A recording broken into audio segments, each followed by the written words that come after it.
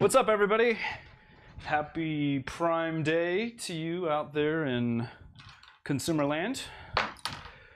I am Pooch, and I am going to continue this build of the PrintrBelt that we started over the weekend.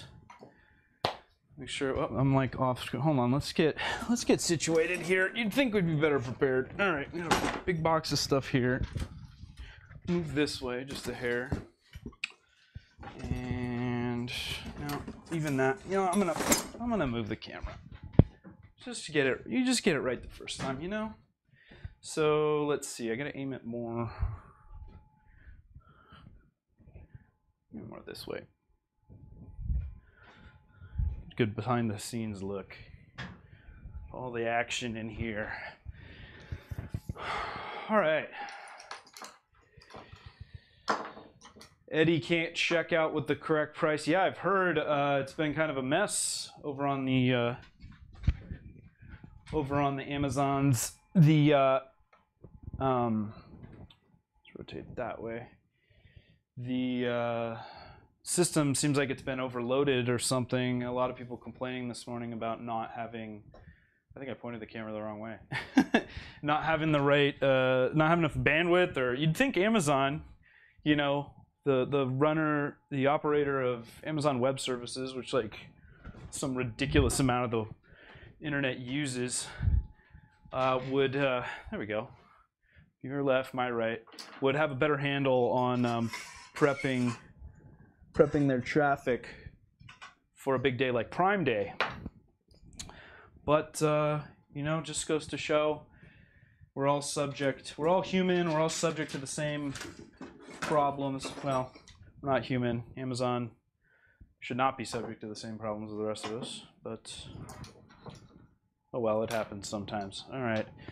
So let's see. For those of you just tuning in, I did an unboxing over the weekend, and then there was a lot of excitement personally to get moving on this build. And I started it did a late night stream because I was feeling all energized on what was that, Saturday night, Sunday morning, and then I had to stop, and now I got a little bit more time, so I'm going to get back to that today, and we'll see how it goes. I actually got all the 3D printed parts, I think all the 3D printed parts together. So if you hadn't seen from the past episodes, the build manual that was provided is basically a series of PDFs and a Fusion 360 model as basically just a reference design, which I think is fun. You know, I like the challenge of getting kind of minimal information, and it kind of leads to like a kind of a new discovery process along the way of just like maybe leave this like this. Kind of an interesting discovery of maybe like why Printrbot made some of the choices that they made, and kind of figuring out the whole mechanics of everything to begin with. But okay, so let me see if I've got everything I think I need. So these are my belt rollers. Sorry, I was just going to get everything organized here. I'm sure I'm going to be moving everything around, but basically I 3D printed everything in white. I don't know why. I just had white ABS. Most of the stuff is ABS except for the roller assembly, which is PLA. PLA from our good friends over at IC3D. Who we got in the chat? Willie, Eddie, Naked 3D. I know it's NAK, N-A-K. But we say Naked 3D around here. And now, what if I do this? Pull that drawer out. Can I set this here? It's funny, as big a workbench as I have here, it's still just not big enough. Never big enough, is it? All right, I think this is about. It's not as prepared as I can get, but let me move some of this stuff off of here. Oh, this is kind of cool. Let's see. Move that. I was running some prints for the printer box earlier. Some handy dandy bracket design by Travis, A-Pyro Design, with our nice handy dandy nylock trap. We're getting into the nylock nomenclature because we like locking nuts like Printrbot does. Because who wants to deal with a lock washer when you can just have it all integrated with a little piece of nylon in there? But look at that. Look at how well that just fits right in there. Doesn't that make you happy? That makes me happy. All right, enough of digression. So I got some useful feedback from my last ones. Apparently I've been talking too fast. So I do that. I also gesticulate a lot because I'm Italian. It's what I do. It's who I am, and I also do tend to be a little bit digressive. So yes, I have a little OCD in me. If that's not what you like, then too bad, because that's what you're getting. But I will try to enunciate and be as clear as possible. Now, like I said before, this is kind of an advanced build. Like, we don't have a true build manual to go off of because there's very few of these out in the wild right now. But I think the details of the PDF and stuff are good enough so that we can get a good sense of how it's all going to come together. And I know everybody out there is as anxious as I am to see this thing operating. And it just occurred to me right now, looking at this, that I didn't actually get that L bracket for the fan printed yet. So I don't have them all printed, but we're going to go backwards because I didn't have the mounts for the power supply and the printer board printed at the time, but I do now. At least I think and I hope I do. So we'll go back and get those on there. And then this was basically what we did day one. We put together some extrusion. We learned a little bit about the mechanics of assembling extrusion. I was saying to people in the chat that it's actually, this is probably my third or fourth kit that I've done, but surprisingly, sadly, I don't know, I haven't done like an extrusion style, kind of open build style build before. A little bit with the Mark III, that does use a couple pieces of extrusion, and the CR10 has some extrusion, but that's all put together for you. And we were talking about T-nuts, and we don't use the actual T-nuts in here. They provided kind of these extrusion nuts here that you have to make sure that are slotted in beforehand in order to do your fastening, which is fine. But certainly not as convenient and as easy as the ones that can just drop into the extrusion and twist into place as you're tightening it. You know what? I'm gonna move this. I have a nice big crack in my monitor right here. Wait, am I not streaming? I am streaming? I am streaming. That's just not showing in the preview. Ha. Just had a moment of panic. Maybe I should pull up the live page just so I see what you guys are seeing. Huh. Here. So this is just meant to be a casual thing, guys. For those of you who want to join along, I'm going to get as far as I can today for the amount of time I have. I'm going to see if I can do maybe an hour and a half, something reasonable, And by no means am I going for any land speed records here. Not anywhere close. But it's really just meant to kind of have fun and follow along the process. And maybe if anybody's doing this down the road, maybe it'll prove useful. Who knows? Maybe not. But one can hope, right? All right. Well, thank you for those of you who are here and joining on the chat. Just holler at me as I screw stuff up, which I inevitably will. You can ask me questions. Hey, Jeff, how you doing, bud? I haven't talked to you in a while. Print 3D channel, ladies and gentlemen. We have royalty in the 3D printing world amongst us. Mr. Mr. Jeffrey, known for his 365 days of prints, and now has gone into hibernation and is only now coming back out into the wild, I bet, from all that 3D printing he did last year. All right.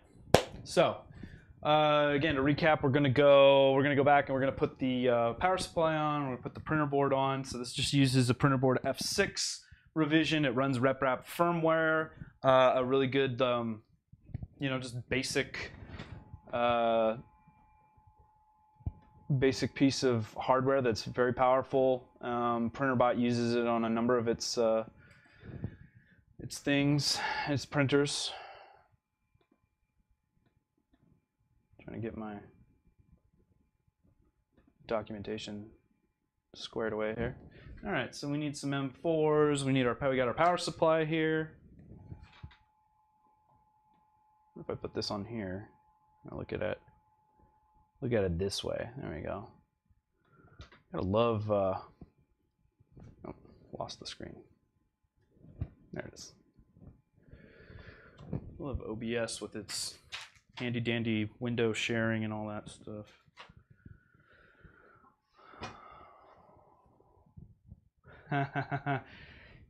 You're being humble. You're being humble, Jeff. You're 3D printing royalty, a god amongst men. All right. So we got our nice power supply here. Looks like switch and plug are, I guess it's going to be underneath. Interesting. So right off the bat, we're seeing. Oh wait. Okay. I think okay. All right. So I'm orienting the shroud that they've got over basically the back part of the PSU, so that people are less tempted to electrocute themselves. Appears to be with the feet facing upward, so that's interesting. Maybe the reasoning behind that will become obvious later on. And then we need to put our bracket on here. We're gonna have to figure out. It looks like we're probably gonna take off the nuts that's holding the mains plug to get our 3D printed mount piece on. Is that right? I feel like I'm missing something in the way that this is looking. We got our switch here. So what, first of all, is this appears to be the right part. And that's going to go, and I'm going to work on my, All right, we're going to come back to that.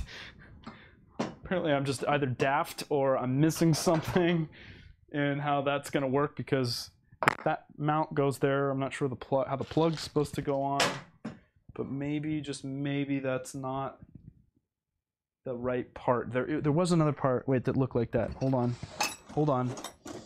Yes, it's all becoming clear now. Gotta have the right part. Okay, wait, oh, look at that. I was missing a couple of other 3D printed parts. We'll go to the box later on. Okay, so this guy looks a little bit more like it's gonna fit right there where it's supposed to. Look at that. Oh, and just look at the tolerances on that. Oh, I love it. That's a thing of beauty. Man, this Up To Mini that I got from Matter Hackers a couple weeks ago is quickly becoming my favorite. Well, that's not fair to say. It's not my favorite. It's like anytime you get a new tool, it always feels like the last tool I get is my favorite tool, because I'm just using it, Yeah.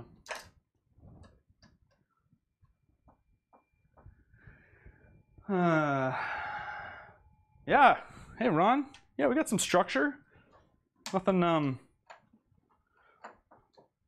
Nothing I hadn't done already. We're just getting backtracking a couple steps to page 2 of the build manual, and we're adding the mount for the power supply, and we're going to see if having this feet this way, that was counterintuitive, because I'm thinking, oh, maybe it's going to use those feet to like actually stand on it, because I mean, it seems like that's what it should do, but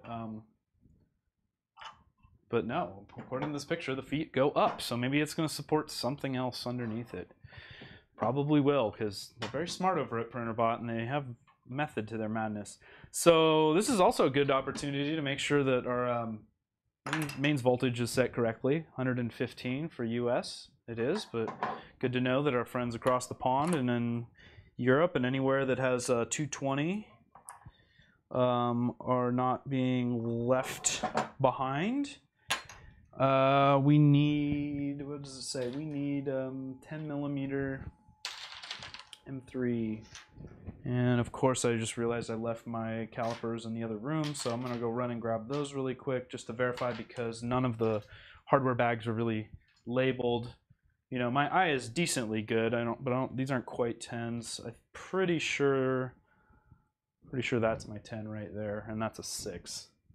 We'll see how good my eye is in just a sec. I'll be right back. Gonna go grab my calipers. You can listen along the way. We'll see how well this mic works as I walk further away in the house. See if you can still hear me from the kitchen, where I do a lot of my making in the kitchen. And no, not cooking. I mean, I actually build stuff on my kitchen table because... Did my audio stay in? Did you guys hear me all the way across the house? Hey! Just a guy doing a thing. That sounds like Glenn. Glenn, I've decided that because of all the guff you give me for not watching your streams and stuff, that's apparently gonna have to be a theme. I can't watch your streams anymore. Sorry to let you know. No, I'm kidding, man. I gotta catch up on the back catalog of Funking 3D stuff. If you haven't seen the latest from them, Glenn is working on the FK1. If you haven't heard of the FK1, I don't know where you've been, because that's gonna be the latest greatest craze. All right, so I got my handy dandy calipers here. Let's see. We'll try to do some calipering with it visible for you guys. So let's see how good I was on my eyes. That's an 8. Okay, so the original looks like it was an M3 8. We do probably better if we use that piece right there. Try to keep my fat hands out of the way. Okay, so those were 8s, and I need 10s, and so I did correctly grab a 10 though. So hey, so let's get a second one since I have something to compare it to out of my handy dandy box of goodies. Hardware. Here's another 10 mil. Ta-da! 2 10s, cool. And I got my nice little Bondus driver. What if should I angle this down a little more maybe? How do I get it so that I'm just not, if I move it over here, I want enough of an overview, but not so much that my hands are obscuring stuff. It's always interesting getting the right angle for that. It's the wrong driver. You know what? And I don't think, yeah, no, that's, I don't think. So as we all well know, an M3 typically uses a 2mm socket driver.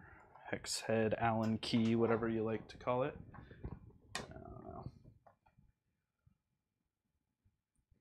don't know. I do sell multicolored weed whacker line. I just got a bunch of it it's out of my front porch, hopefully not melting into a big pile of PLA right now because it's decently hot.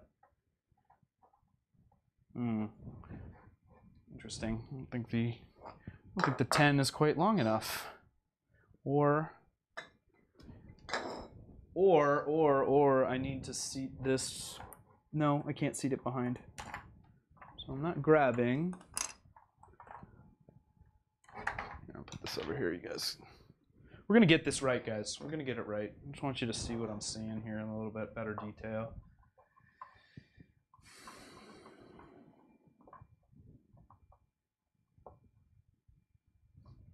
Yeah, why start now? I assume you mean watching your stream? You know, I would probably be compelled to watch it more because you got this cool kid Xander doing all these amazing things, but then there's this crazy bald guy that's on there, just saying all kinds of weird stuff. And I don't know. It just, you know, makes me wonder.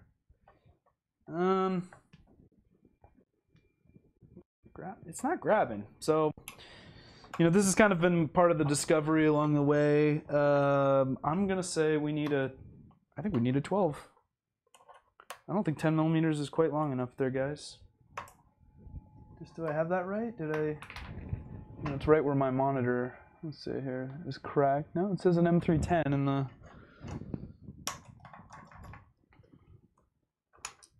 Or, wait a minute. There's my problem. That's not an M3. That's an M2.5. It should have occurred to me when I had to switch drivers pulling out these. Yeah, see, I don't know what I'm talking about. It should be a 2.5, which it is, to take an M3 out. So those are obviously 2.5 M10s, not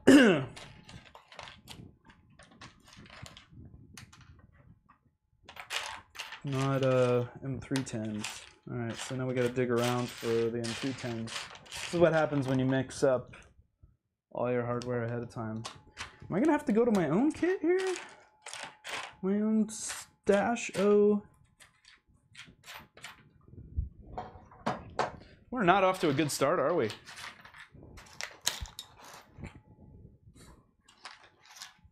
Luckily, I've got just about every size socket cap on the man at this point. And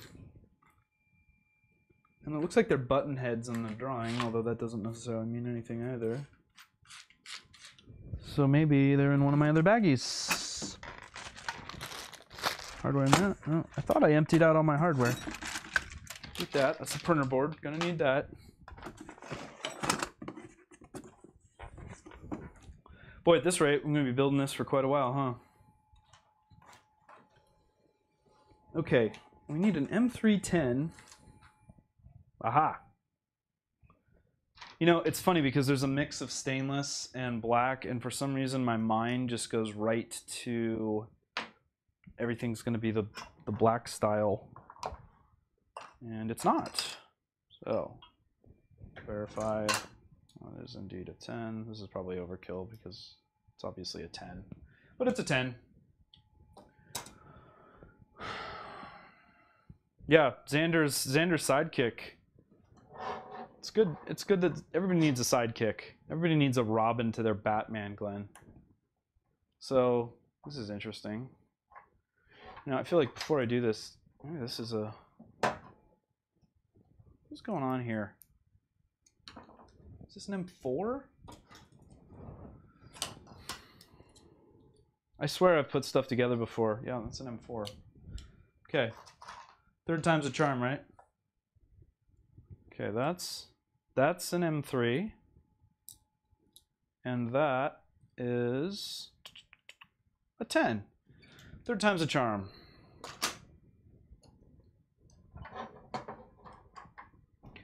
If it wasn't just sitting here running my mouth so much, it would probably be done by now, printing, which I'm very excited for. I think I've mentioned to you guys that we're planning on using this thing, try to produce some parts. We'll see how practical it will be to have as a production printer. We like to live dangerously at Repcord, taking bleeding edge technology and relying on it for production, because it's exactly what they always advise you to do with things that are prototype. This isn't a prototype. To be fair, this is actually like, it is a kit that's for sale, but I know that they're currently saying that it's out of stock on the website. But it was interesting to see that it looks like they're going to offer a fully assembled kit too for only $50 more, which had they offered that at the time, I think that would have been compelling and just the amount of time saved putting stuff together. But then, you know, you wouldn't get to be along for the ride for the experience, right? Yeah, 42-hour build if you have to measure every bolt. Good point. Well, you know, like I said, I think I'm getting a. I said I thought I was getting a decently good eye, but apparently I am not, because I kept grabbing the wrong thing. All right, we've gotten one thing achieved. So yeah, pay the $50. That's right, Eddie. If it was an option, I probably would have considered it. I know a lot of people out there that don't get nearly the amount of joy out of doing an assembly, a kit build as I do. But you know what? It's very satisfying sometimes. It's very satisfying. Get zen, sit down, put something together with your own hands, even if it wasn't something that I designed. I like putting together a kit from time to time. I don't think I would do it on the reg. All right, now we're gonna match this up with that. So apparently that's gonna go right there, and then this thing's gonna be one of our corner dealios. Yeah, that's exactly right, Ron. My eye is tuned for SAE measure. So we need another button head, another M4 button head. So based on how long it took me to find the first two, check back in an hour when I found the third. May have been one of the ones I just flung onto the floor.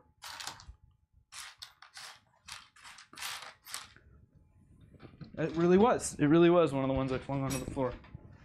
Awesome. There it is. There it is. Okay, so we'll seat that through there. Back into the giant hand problem, obscuring everything.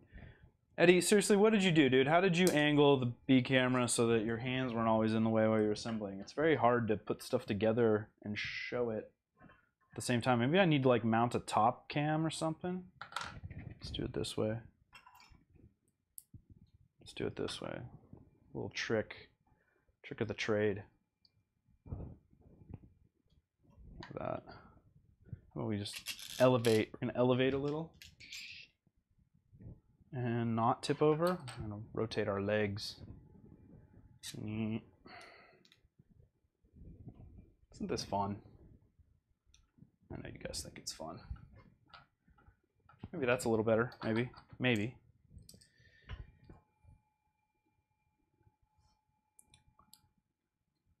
Bag of bolts, box of parts. Yeah, from the front is the best you've come up with. So it's like I need like a POV cam. I mean, you might be right. It's almost like a Google Glass setup. That'd be kind of interesting. Okay, that is not right. No, it said M4. That's my M4 button head.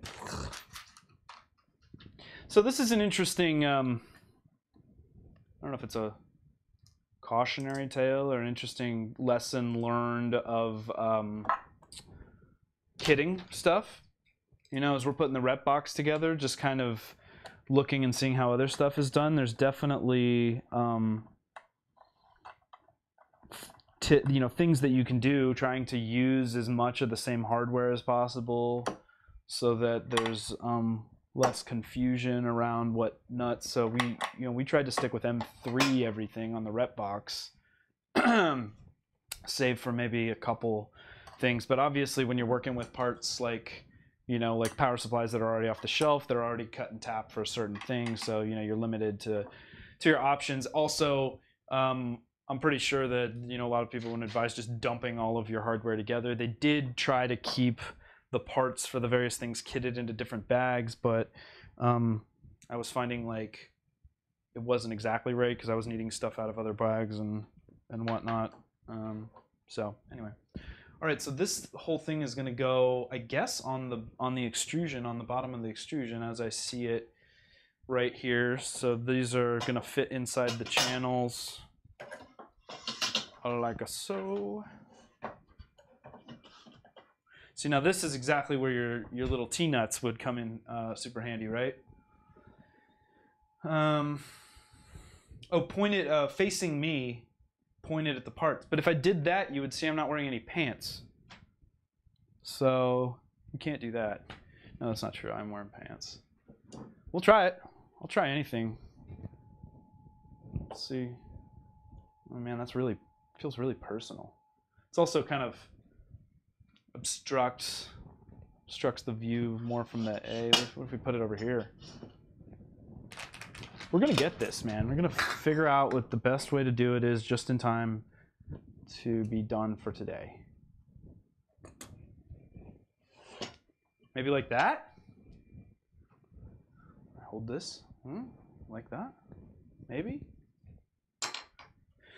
So anyway, lamenting that, you know, the use of T-nuts would be nice here because then I wouldn't have to take apart the extrusion to get this power supply on.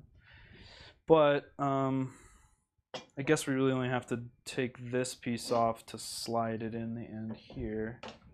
So really, this probably would have been, well, I don't know, it's hard to illustrate. I guess would this have been better illustrated saying like slide these hardware pieces on first and then screw that, because that's what I'm gonna do. Trying to slide this thing on while it's on here is just, that's just silly. It's all about problem solving, right, people? I'm probably keeping better track of my tools. It's a good angle. Eddie likes the angle. How about the angle of the dangle? And then I just got to make sure I work a little bit more out in front of myself, I think. All right, power supply over here. Nice sip of my cold coffee. You know, the cool thing about coffee is that when you're drinking it all day, your hot coffee in the morning becomes your cold brew in the afternoon. That's a pro tip right here, free of charge. That's what you get for tuning in. You get all these extra little tidbits. Life hacks. What was that? That was what's an M? What is it? An M6 that is the threading on the end of an extrusion. Why am I? M6, M5, M something.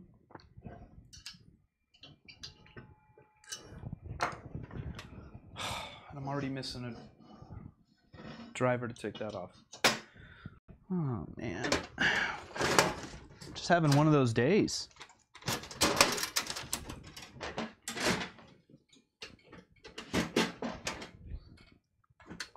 I know I had one because I used it to put it in before. It's not that, that's ginormous. That's not the right thing. The stream would have been better titled, "Watch Pooch fumble around with assembling something."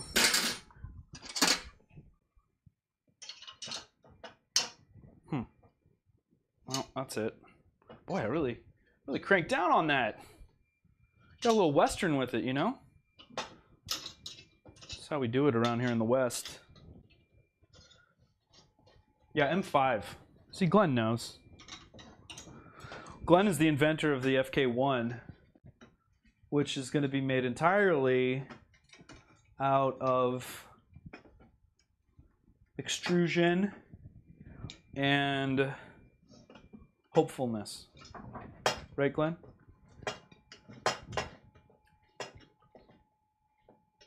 Why is the 1 in the middle of the table?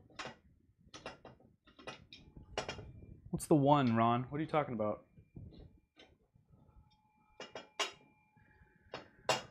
The extrusion is 2020.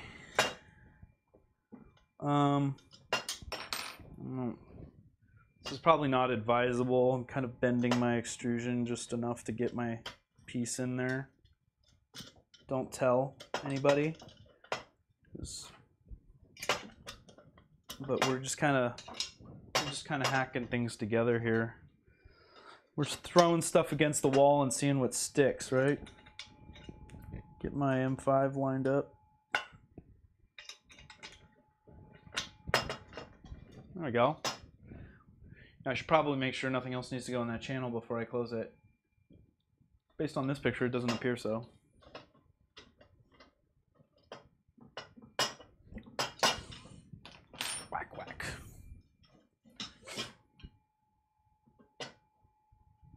let's see. Oh, the FK1. Ron trying to show a link? You giving me a choice? I got a choice. Interesting. Made of love and the souls of children. Yeah. That's good. What are children's souls going for these days, Glenn? Bet you get a good deal on Prime Day on children's souls. We'll worry about that piece in a second. All right, we got that on, and I'll tell I actually used my SAE kit. I should have, just saying the other day, I should have just gone out, making a mess, to the garage and grabbed my, oh, come on. Seriously? Saying, oh no, that'll slide on nicely. Nope. Nope. How's the audio sound? Am I yelling? Am I talking too fast for you critics out there? Because obviously I'm moving at such a frenetic pace that if I don't talk quickly, I'm never going to get this done in the 42 hours that I'm allotted.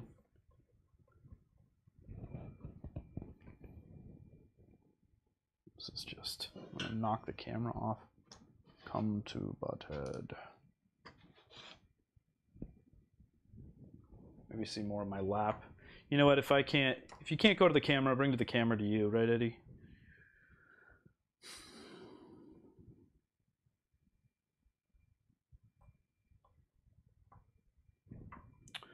Glenn says my audio is good, so it must be true. Thanks, Glenn. That means a lot coming from you. The auditory master of the universe / keeper of children's souls.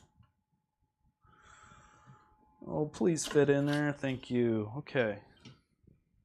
All right, now we got our mounts in. Got our mounts in. I feel like I should do a happy dance every time I get something to work. No, it's really not that bad. I'm just being kind of goofy about it. It's a new thing for me. I'm not usually very goofy. I'm going to try it on for size today. Alright, so I love things that utilize pre-existing mount points. Repurposed, you know? Why make it any harder than it needs to be? We don't need to drill and tap more holes. We already got some holes that we can work with. Printrbot, the good folk, the good engineers at Printrbot recognize this, and they act accordingly. Boy, that is tight. I think either I've got a shrinkage problem. Oh, wait, no, there we go. It's because I didn't have it under the entire extrusion. It should be right in the corner. Right in the corner there. There we go. Gotta work smarter, not harder, right?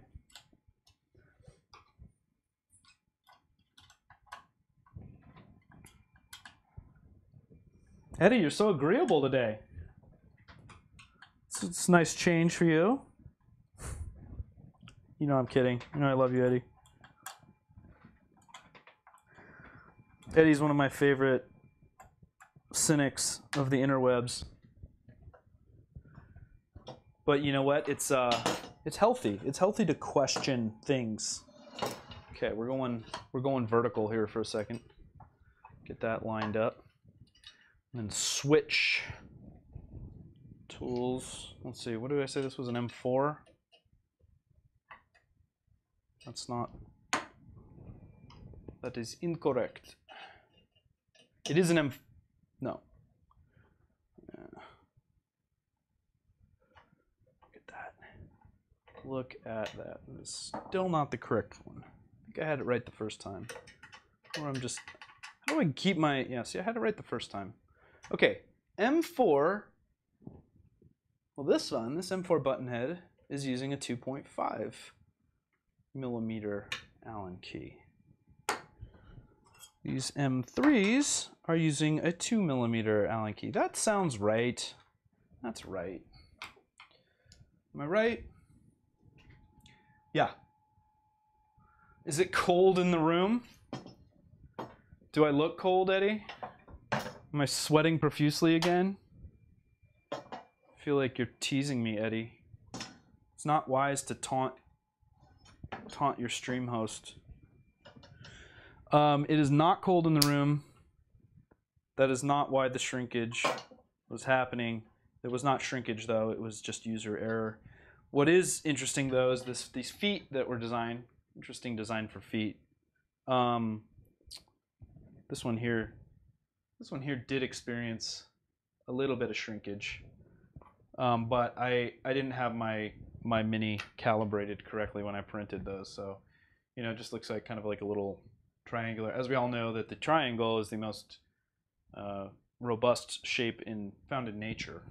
It's good to have cross members to support things. So the feet are supposed to go in there like that, but what's funny about this is I printed everything else as was. It seems like the tolerances are right on it. These things fit in the channels like almost perfectly. This almost like needs to be like a skosh bigger so that I would think that it would pressure fit, because I don't have any other indication suggesting that there's anything that's supposed to clamp that into place. And I don't want my feet popping out. I mean, it's not like I'm going to be grabbing the thing and shuffling it around a bunch, but file just might need a little tweak. I will say that the pieces that I printed for the rollers for the belt just snugged in just so beautifully into this aluminum. I mean, that is just a thing of beauty right there. I love that. Oh, fits in. You got some friction. Now, what's going to be interesting about this is the geared end, and there is no locking mechanism. Now, here's the thing. The belt's not going to be under any kind of like major friction. At least I don't suspect it would be. So as long as there's enough friction between this idler, or whatever you call it, the insert, and the tube, like, it should rotate freely. But if you do, you can spin it inside the tube if you like locked it in place. But again, who knows? It'll be interesting to see how the tension assembly for that works to get the belt, because obviously when you have a belt going and that's your bed, that you want that thing to maintain its flatness as best as it can. And so that is the part that I'm most interested in seeing how that's going to work out, given that we need something that's flexible enough to roll around it, but at the same time can be tensioned enough. So the solution that they came up with right now is the use of this thin gauge clump. Thin gauge stainless steel belt covered in, wait for it, Kapton. So they give us like 2 sheets of Kapton here. We might try that. We also might try, I actually sell this on my Amazon store, just Kapton tape. It might be interesting if I can figure out a way to like get it to roll while I'm like feeding the tape on, maybe to keep that tension. I don't know. Before I start hacking things with my own, though, I think we should probably go with what the recommended procedure is, and then we mess with it, because pooch voids warranties. That's what I do.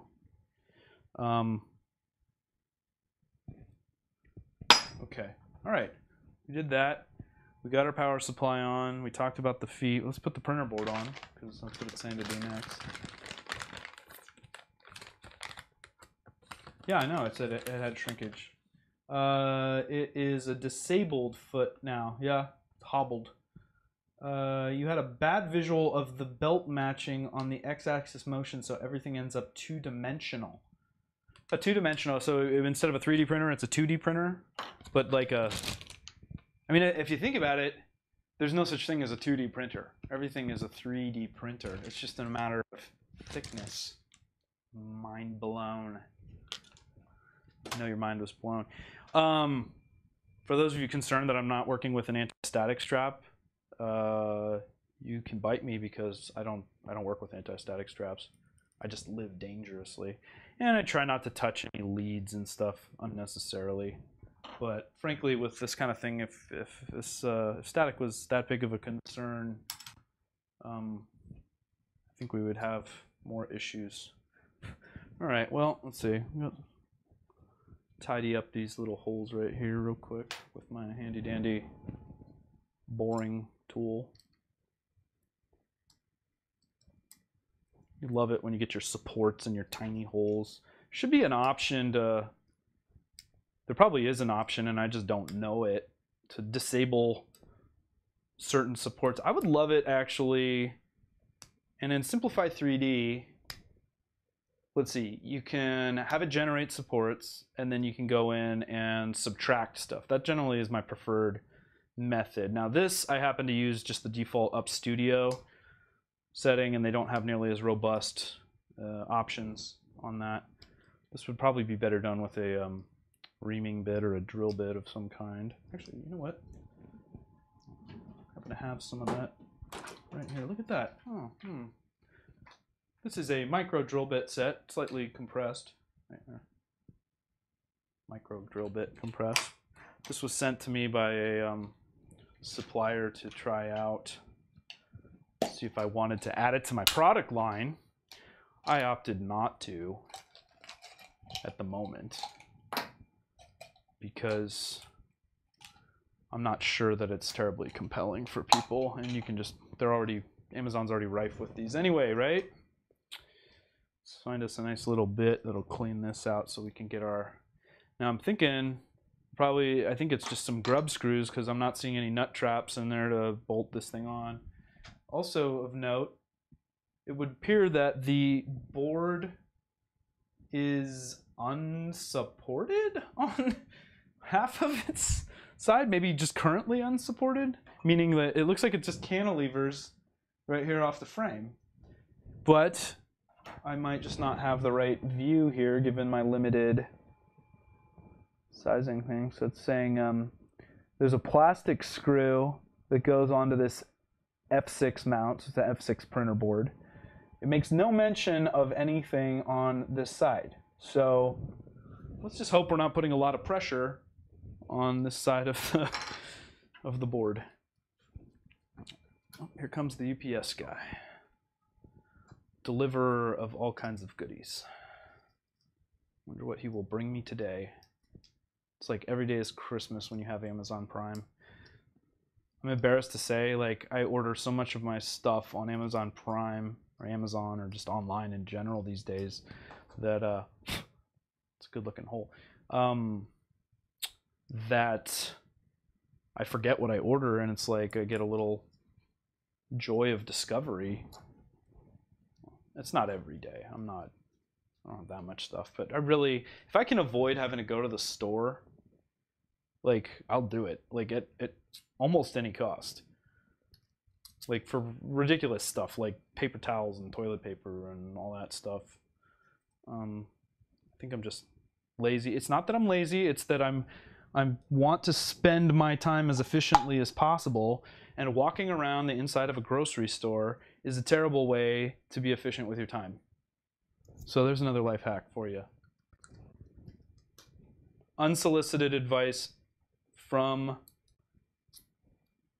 me. This is not really necessary. I don't know why I'm spending time doing this. As I talk about efficiency of time, and I'm just goofing off because this is so soft that I can just seriously hold the bit. And all right, I'm gonna call that good enough. We'll see if our plastic 3/8 plastic screw, because we like to mix our metric and our imperial. What is an imperial? We haven't been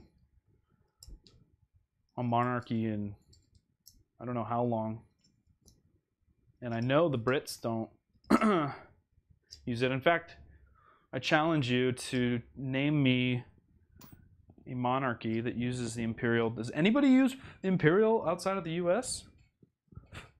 I don't know the answer to these things. Ron says you tend to spend more when you impulse buy from the well-placed displays. I don't know if I agree with that, Ron. I mean, I think they've gotten pretty good at creating impulse buys on online stores these days. You know, In fact, it's funny you don't see that more. Like while you're right at the checkout, you know, for the online checkout, there should just be like that little stand that shows up on the side of the checkout that has like gum and Mentos. I'd be like, you know what? I do want some gum and Mentos right now. And I will wait 2 to 5 days to get it. And then by that time, I probably don't even want it anymore. So maybe that's not a good idea. I don't know. You know, they're not all winners.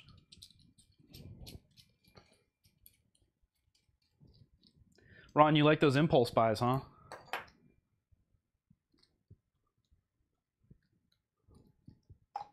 That all back there, because we have to stay organized as we go. Again, I want to maximize the amount of length of time and pleasure I get out of building this thing. All right, my 3/8 inch plastic screws do not appear to exist in here. I do have some grub screws in here that look rather promising, but it doesn't say grub screws, it says plastic screws. And nothing came in the printer board bag. Let's look at. Let's go to the box. Let's go to the box, ladies and gentlemen. You guys want to see what's inside the box? Nothing. Nothing is in the box. It's not true. There's a lot of stuff in the box. Come on, Gorilla Mount. Work with me. All right. We're digging around in the box. We're digging around in the box. We got Kapton, we got a USB cable, we got a inductive sensor and some end stops. We got my belt thing. We got my empty anti-static bag. Let's get rid of the trash. We don't need the trash. Wait. What are these? No, these are, let's put those in there. More button head screws. Okay. Let's take one more look at the box, and then I'm going to say there aren't any plastic screws, and then I'm going to want to probably try to use these grub screws. You know, plastic screws would be nice for this because, you know, we don't want to short anything, but given that we're mounting it to a piece of plastic, I don't see that we're going to have any kind of grounding issues, he says. Famous last words.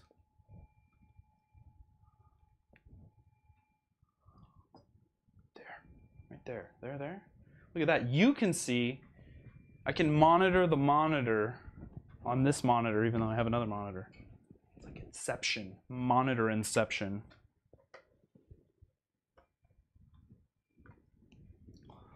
So what are you guys doing to celebrate Prime Day, huh? Who's found some deals? Anybody get anything? Anybody say they bought anything? I mean, that grub screw just, it's begging to go there. I want to do it. There's no plastic. 3/8. Oh, it says, wait, it says plastite. Plastite? Is this, am I dumb and I don't know that this is actually called a plastite? A plastite screw? Somebody tell me. Let's say, if you shop when in Hungary, Spencer, that's true, you should never shop hungry, Ron.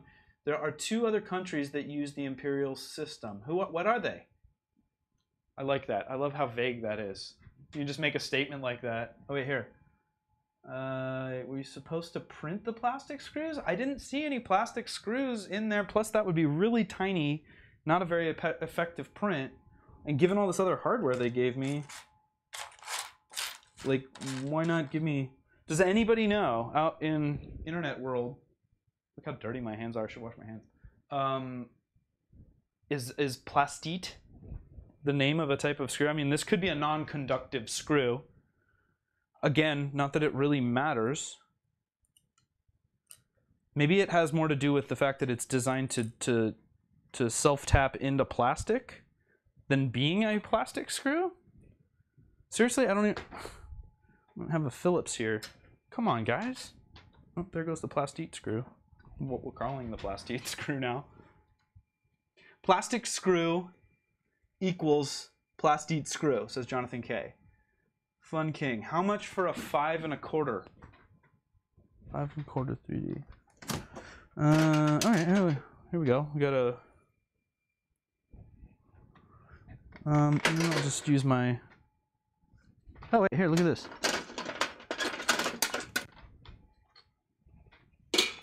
I've never seen this screwdriver before. I wonder where it came from. I bet I must have stolen it from somewhere. So this is interesting. So we're gonna screw our board onto here, and then it's just, you know, there's got to be something that we're missing that's gonna like hold these in place. I want to believe. I really do want to believe.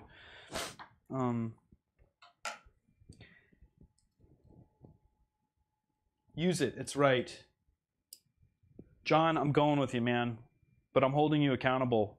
You're the one that said to go with it, and if the whole thing doesn't work, it's going to be because of these screws that you told me to use. Now you're being scapegoated. Should have thought, hey, well, let's see, does it matter which way we screw it on here? The orientation appears to have the FETs and... Oh, well, there's an SD card, so that would probably be handy to have like kind of facing outward where it's accessible, don't you think? Don't you think, Jonathan?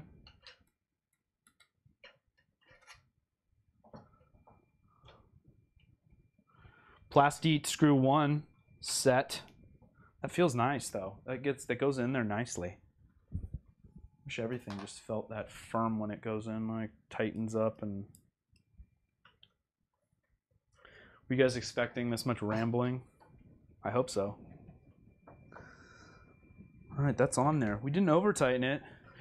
So now we have our cantilevered F6 board. We'll just be careful, I guess, when we're attaching our extruder and fans, and gingerly press our reset button. Put our mystery screwdriver back where it came from. All right, let's move to another page, shall we? No standoffs for the board. It offsets to the outside in the pick. Yeah, it offsets to the outside in the pick. So, I mean, I feel like this is matching up with what I'm seeing pretty well. I don't see anything that says there's any standoffs. I think that's just an exploded view. It is. It's like a diving board. Dun. Let's move the camera again. Let's see it a little bit better. The close-up. Yeah. So here's my cantilevered F6 board. It's good, healthy deflection right there. Just don't get too crazy with pushing your reset button. I'm sure it's fine. It's fine. It's fine, Ron. Stop worrying about it. Clean up a little. We don't need those giant ones. I think these are the only ones we've used so far, right? Here we've got a 3mm. We've got, I'll show you what tools we're working with here. Here. Got a 3mm. Got a 2.5. Look at the size discrepancy here. Got a 2 and an itty bitty 1.27 that I was using for a grub screw, but I don't think we need that right now. I'm just gonna put them down here because there's limited desk space right now, and I'll put this guy back on here so that it's my 5/32 wrench I used for that M5. Okay. Let's see what the next page holds for us. Let's see, that's the extruder. We did most of the extruder the other day, and I didn't print out my part fan bracket. Actually, I tried to, but it failed miserably. What I don't like about the way this bracket is designed, I wish that was metal, although maybe that's overkill. Just that in one direction or another, you've got kind of weakness from the z-axis. So I tried to like lay it down so I could print it at a 45. And I don't think I had the ends quite touching the bed right or whatever, or something wasn't level. So it ended up as a pile of spaghetti. But we'll try that again in a little bit. I should probably set that print going so that maybe it'll be ready later, but I'm not going to do that right now. 4:30. I have a message on my phone screen. Are you guys seeing that? That's funny. I do. What does it say? Low battery? Wait a minute. How can that be? I had it plugged in. Maybe I don't have it plugged in. Oh, look at that. I don't think it was seated right. Thanks, Ron. We would have lost the B cam. It's plugged into the power strip. Well, hopefully it's charging now. I can't turn off that camera, if I close that app down, it'll kill the feed. Ooh. Eddie's going to get his new duet board for a project. That's awesome, Eddie. Go for it. All right. Well, anyway, so we'll get a part fan printed. Hopefully, see how that goes. I think everything else is on there, right? So what else we got? Oh, all right. This is the this is like the rail assembly for the Y gantry. So the directions on the printer belt, as I was saying before, the belt feed was the X. Let's double check this so that I'm not just spouting nonsense here. I want to see, you know, it's not your standard Cartesian, obviously, because we got an angle, 35-degree angle, that I do recall. Let's see. Health is good. That's good to know. So on the getting started page, there is a cool Autodesk 360 file that has exploded views of all the bits, and it's labeled with what they're calling everything. There's also the PDF sets, which here, I think we could probably better just extrapolate that from the names of the PDFs. So the PDFs, okay, so we got the Y gantry assembly drawing. So the Y gantry is the bar that's angled up that the extruder carriage is rolling on. You will see that in this. So that's the Y gantry. And the Z belt assembly. Okay, so I guess they're calling the belt the Z now. I guess, but then the Z motor. Okay, so the Z motor is what's moving the belt, and the Z is the belt. Okay, so the Y gantry is moving from left to right across. So that would be consistent with a Y-axis. I don't know. I guess it depends on how you orient the whole thing. I would have actually said, like, traditionally, like, the Y-axis would be kind of going, like, away and toward you on a traditional Cartesian. And it says the X assembly, I don't know. So it's saying this is the X assembly that we're on right now. So the X assembly, well, maybe that's right, because if it's the X assembly, then the Y gantry is moving across it, but then the Y gantry is really holding what it's calling the Y-axis. I wish we had a Printrbot person here to consult, but that would be my assumption based on this. So if this is the X assembly that we're looking at right now, I'm sure that you guys are seeing what I'm saying.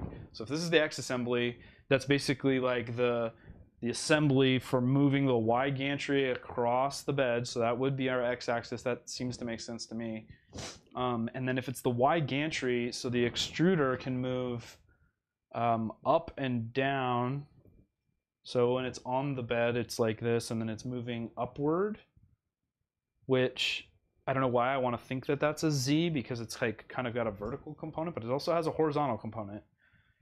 But I think, as I recall, he's saying like the belt is the Z because like that's really what's kind of dropping the print away. And so like really our Z-axis, like our models as they're sliced, is just staggered. It looks like if you were to take a stack of cards or whatever and stack them on top. So the slice you would take a model and it would probably look like you fanned out a deck of cards or your layers out like this so that they can go outward. But then when you're printing it, it's laying them on top in the proper distance. It's maths, it's science, it's all those things, guys. I'd explain it to you, but you wouldn't understand. I don't understand. Tease. You guys are all really smart.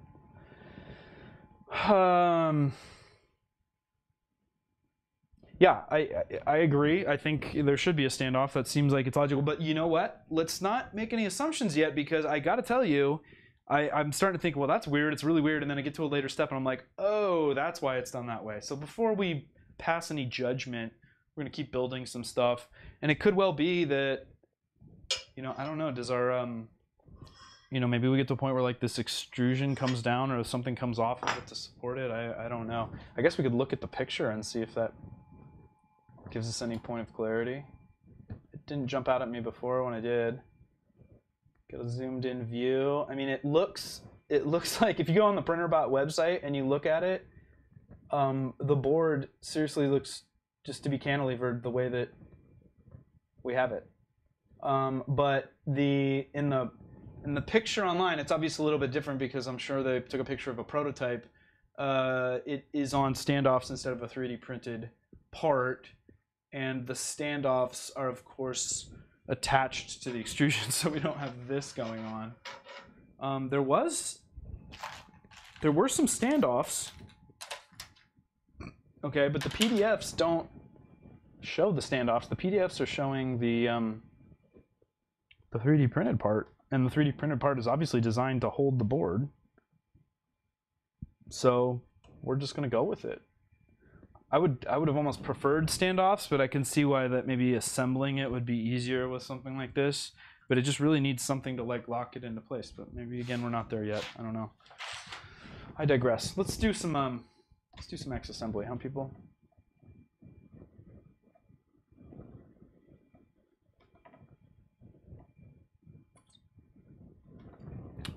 All right, so we need our smooth rail.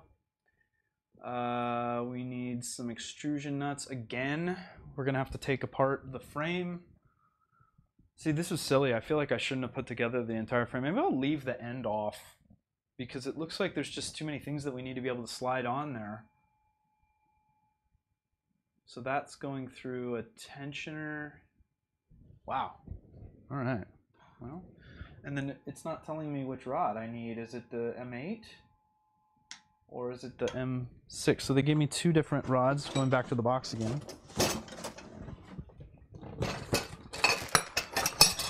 Here's my smooth rods.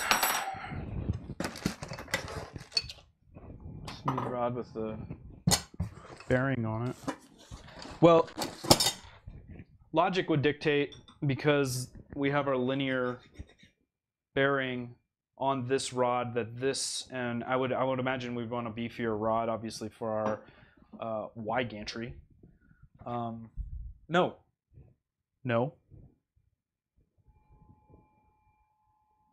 So let's look at the picture. Let's look at that picture, huh? Going back to the picture.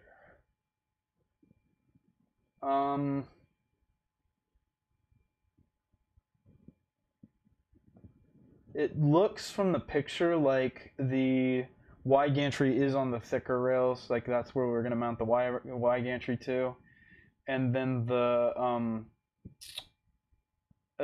belt is threaded through this. I think these are 6 mil. Upside down. I'm sorry, these are 8s. Is it 8 and 12? 8 and 12. So the 12s are for the Y gantry, and the 8 is for, well, the 8 is for at least one. No, it's for both of the idler. I think that's what they're calling it, the idler. Does that go through there like that? I wonder if that's gonna, that feels really tight. Might have to. We're going to worry about that later, getting ahead of the game. Okay, so we'll deal with those down the road.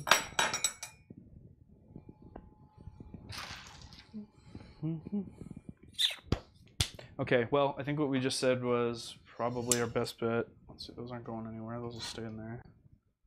I am going to flip this around, and I'm going to take off this end here.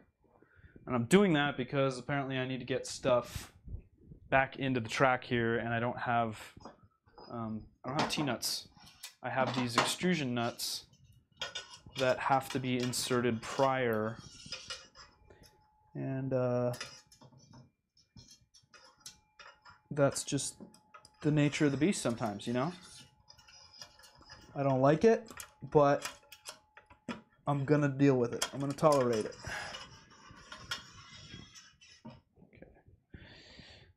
Should have put away that. Well, luckily I got it right here. And I really need to find my 3.5 or 4, whatever the ball driver was I need. I know I had it. Don't know what I did with it. But big surprise, right? Pooch lost the tool. It's all right. It's always where you last left it.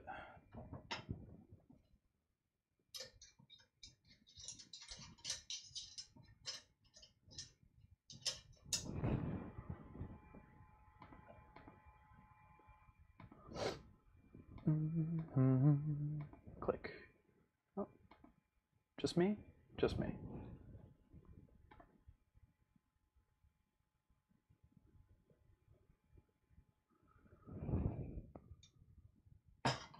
Oh, welcome back, Eddie.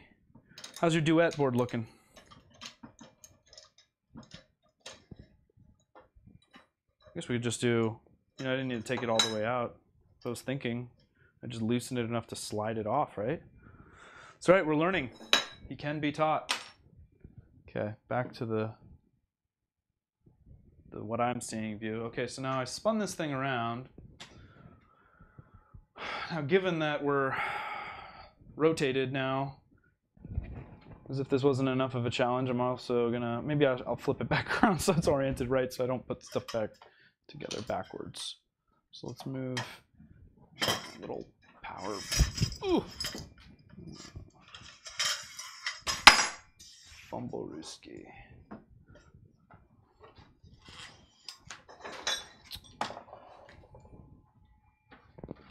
Man, are you kidding me? It fell right onto the desk. Need it because it's got to go back in the slot. Got it. Found another bolt too. Bonus. All right. That goes back in there. I feel like I should tighten this down, but I just don't know. I'm worried that something else is going to have to go in there. I'm going to have to take it off again anyway, so I guess I can just keep it somewhat loose. I don't know.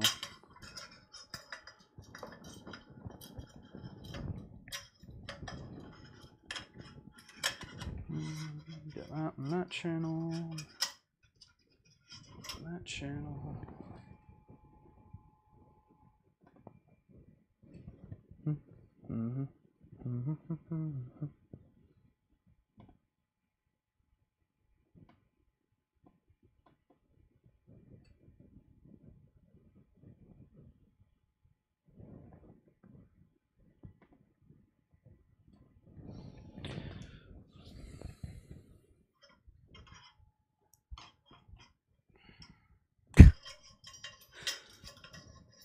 Gotta orient our extrusion correctly so that our screw holes are facing upward.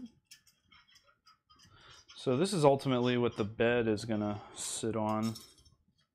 The heated, I don't know if you saw at the beginning, I had it laid on there, the aluminum bed that the heat plate sits on. Make sure I got the right driver, I do. And we'll have to get that lined up toward the end.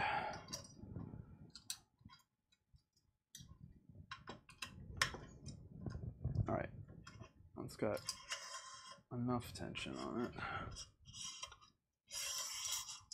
Nope, it doesn't.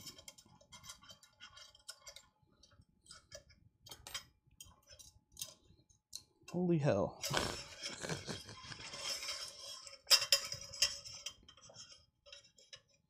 Standing up. It's getting serious. I have to stand up. Okay, here's what I'm gonna do. I'm gonna move it over here. I'm gonna tighten it down for now. I'm gonna move this one, place, tighten it down so it doesn't slop around while I'm trying to put these other parts on. And if I have to move it, then I'm gonna move it, okay? Okay, everybody? Does that sound like a plan?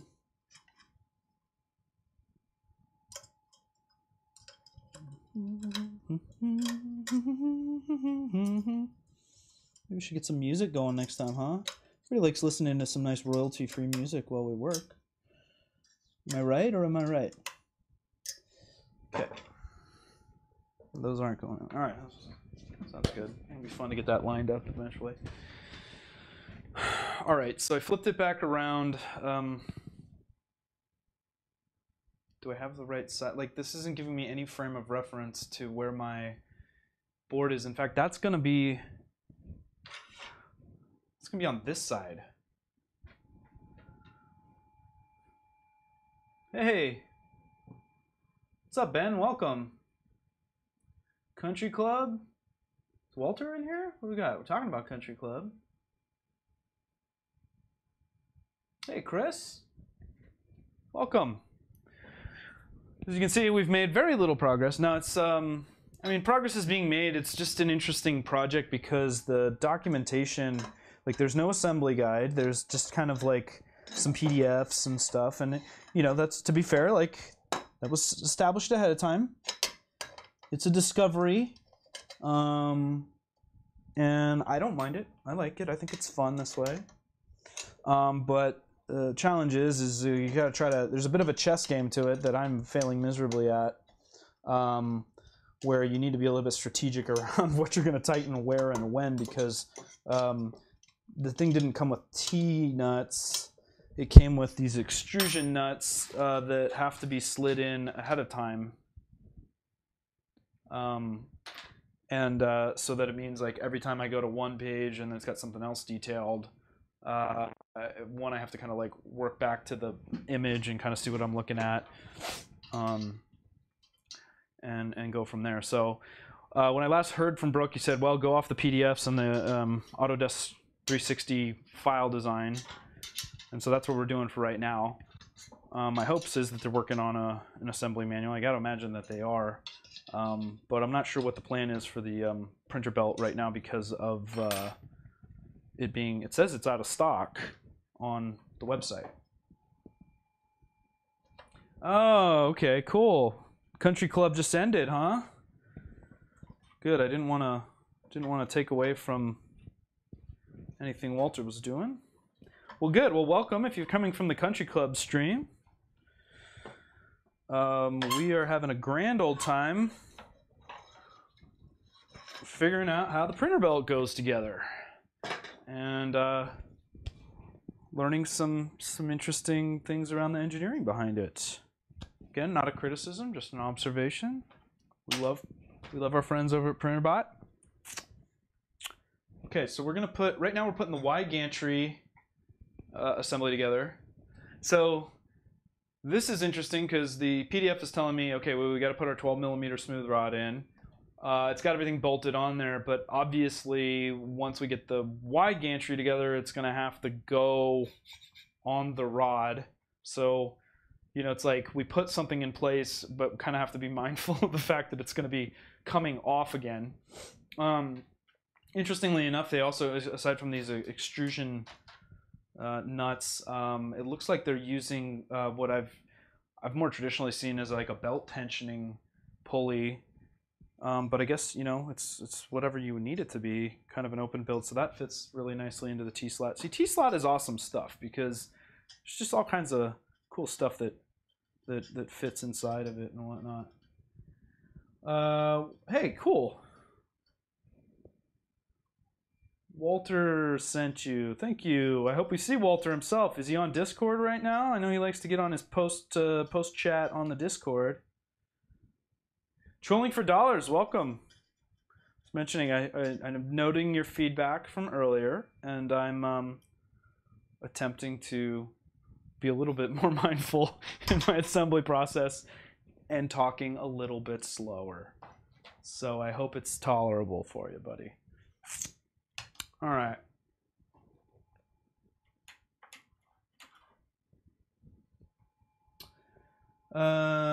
Oh, Angus is streaming in about 20 minutes. Yeah, wow, okay, it's stream night. I guess, you know, I don't usually stream at this time, so, you know, there's all sorts of stuff going on in other parts of the world, obviously, right now. Yeah, my intent was just for it to be kind of a fun little follow-along, little casual thing. But I'm happy to have people dropping in and out as they come along. Yeah, I think it's interesting that they're using Kapton tape for the belt as well.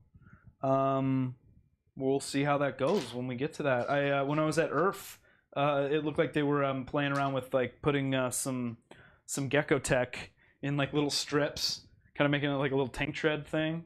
I don't know how that ultimately worked out. It seems like that'd be a little bit tricky, given like that you have a bunch of seams now that like prints, would ultimately like wind up in. I don't know. We're gonna see. Again, this is the Wild West here. Conceptually, I love the idea of a belt printer, because I would love to be able to start production on stuff and have it just dump parts into a bucket for me. Also, the Polar Cloud interface that Bill Steele from Polar 3D wrote, that allows you to queue up files like on the fly, move stuff around in the queue. That's really compelling, obviously. All right. So there's a lot. I mean, there's a lot that this thing has going for it, and I really hope that we see, more community involvement as time goes by. But there's a lot that's gotta happen. Okay, so it looks like what we're doing here is we're gonna put the smooth rod in. We've got the stepper that drives the Y gantry on the x-axis, so it's going to move the angled piece left to right, looks like via a belt. Huh. Is it late? Yeah, I guess it is late where you are. Good, you're building up a tolerance. You turn into a night owl, Ben. Yeah, 1 a.m. 1 a.m. Well, you probably liked that stream, the late night stream the other day, where it was like wake up. I think I was doing the unboxing, and then you came back in the morning, and I was starting the assembly. All right, so we're gonna put our 12mm rods on here. So we got our printed piece. It's fitting on rather nicely. Hello, line that up. There's a little bit of a lag there. Okay. So we got some printed parts for the smooth rod here. Those are gonna sit like so. So this is interesting too. Again, I'm referring. I don't have it screen shared, but if you look at the diagram on the website, you can see like how far it's come. So the picture that they have on the website is actually like an earlier beta where he was using zip ties, and it's interesting because it looks like they bundled together possibly a lot of the stuff that they used for this beta, and then they switched it up. Maybe the kit I got was using some 3D printed parts, because basically if you look at the picture on the website, there are no 3D printed parts on there. This is all off the shelf stuff. So obviously things are happening, but there's also like no Kapton on the belt there, and so lots of interesting changes. Put that back there. Yeah, Ben, happy to have it. I'm the king of unsolicited feedback, man. I'd like to believe that I could like actually get out in front of the game and like put the gantry assembly on here, so I'm not taking it apart again. But the truth is, like, I feel like that's going to be more complicated than just turning it around or reassembling later. So I guess this one I don't want to take off of there, because with these linear bearings, like those balls will pop out easily. So I just seated it on there to begin with, and I'm just going to look and see on the picture which way it appears to be going, and then just leave it on for that one. And then when I get the Y gantry assembled, I will at least have that in place.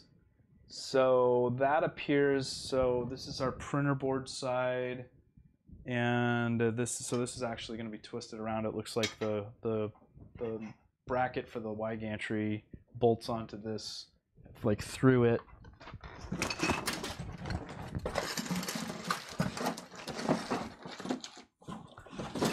Assembly by discovery.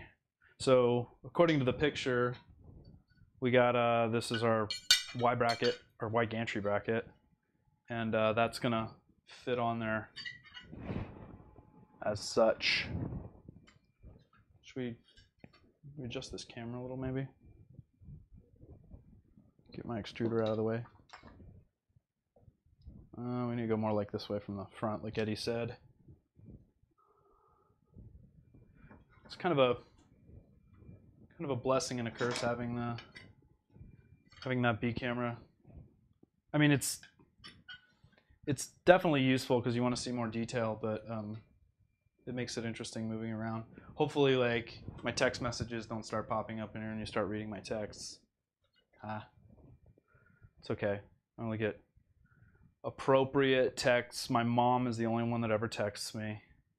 That's not true, but my mom does text me. She's very technically savvy. Mom, if you're watching, greetings. We're putting together a printer belt.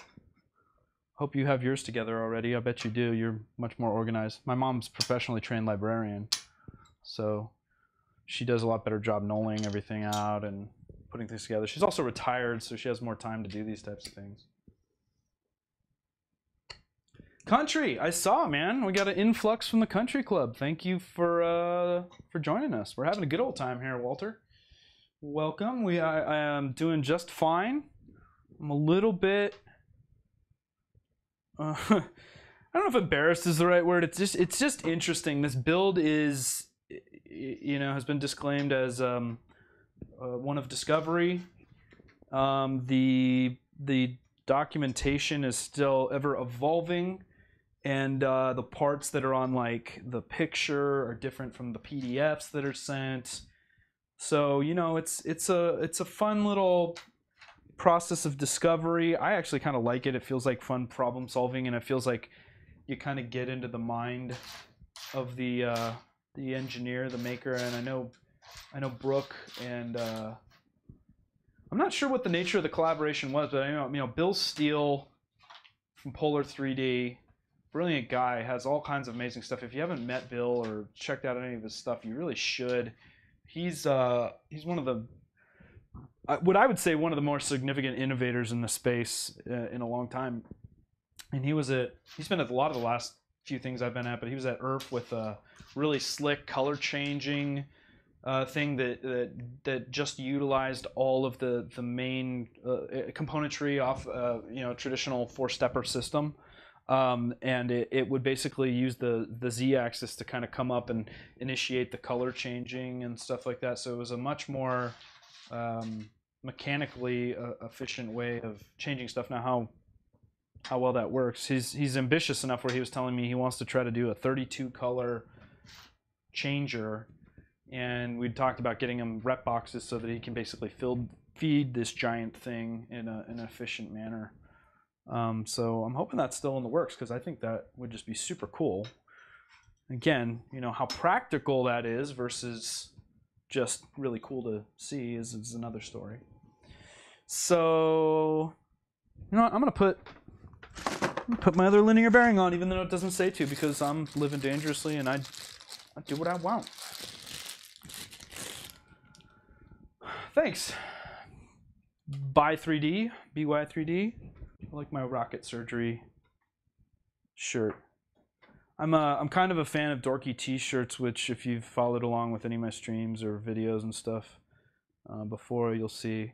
So here's a tip for you. If you're ever putting linear bearing on smooth rod, or even if you're doing like so I might be using the wrong terminology, because I think it's still linear rod is like, there's the flat stock stuff, and then there's this stuff that goes on. So I want to say these are called like LRU 20, I don't know, some number. But what I was going to say was that when you got to put these things on as straight and flush as possible, because there's a ton of like tiny little ball bearings that are inside on the four sides. I'll line that up. I'm not going to take it off. The other thing is, don't take it off once you put it on there, because it's easy to knock the things out. Oh, here, look, it's printed on here. It is an LR. I'm sure you all already know this, but if you don't, this is an LM12 UU. Okay, so maybe linear motion 12 for 12 millimeter diameter. UU because I don't know why. Because also of interest, like, you might think that it could, and it kind of does, but it's not really designed to rotate around the shaft this way. So it slides smoothly here, and there may well be an ideal orientation. In fact, there will be an orientation that is preferred because these holes right here are going to have to line up with the Y gantry plate at some point, but we'll get that set later. So anyway, this is starting to see some stuff here. You think BuildTak needs to make a belt for it? I'm going to go on record right now saying that if this tech catches on and if it doesn't turn into a patent battle and all sorts of stuff, that it's low-hanging fruit for all the build plate manufacturers. And Kayla is a good friend over at BuildTak. I don't know if she knows that, but I'm going to say that she is because I enjoy her friendship. And I don't think that it would be terribly difficult for them to do. The question and the piece of intrigue in my mind is that you're going to have a seam at some point around the belt. And so how do you minimize that seam? And given that it's rolling around too, you need a decently aggressive adhesive to keep it from peeling up. So there needs to be, you know, some thought and some engineering going on. I don't think it's going to be as simple as just slapping on an existing thing, because the thickness of those is going to make them probably want to peel up at the seam. So, you know, if you've ever watched, you know, Gold Rush Alaska or any of those things where they're using conveyor systems and stuff, so you'll see a lot of those times those actually like have a sewn-in seam.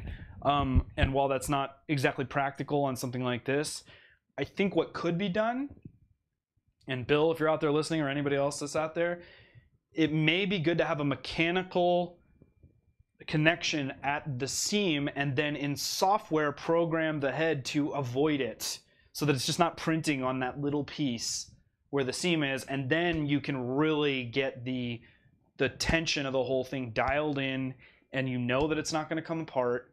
But we're getting ahead of ourselves. Give me a thumbs up if you like that idea in the chat.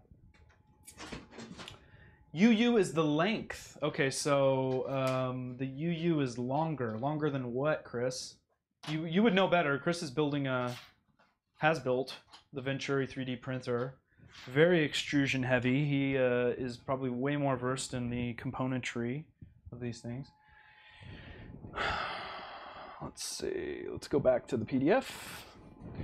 And enhance. I'm zooming here.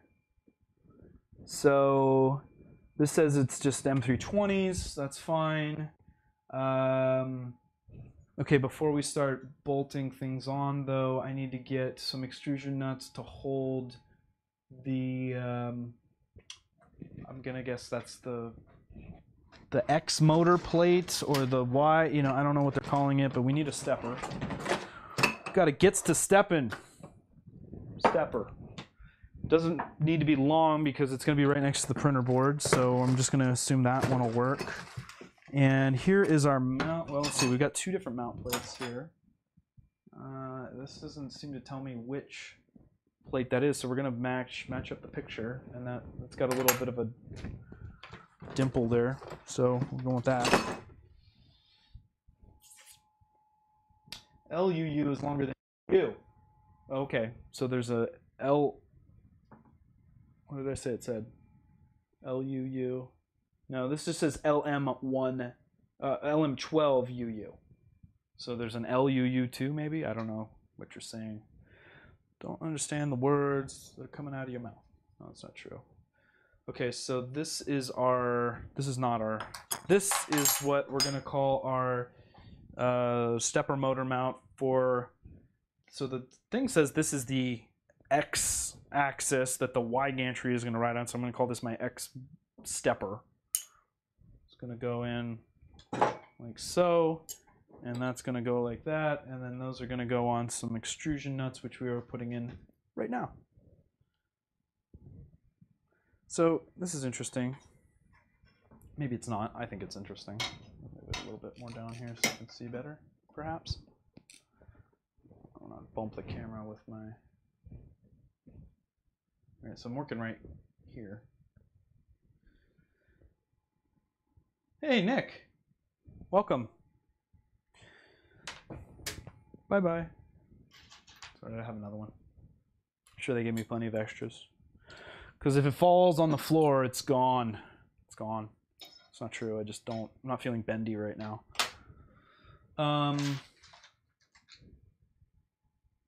This reminds me of my favorite Jack Handey deep thought.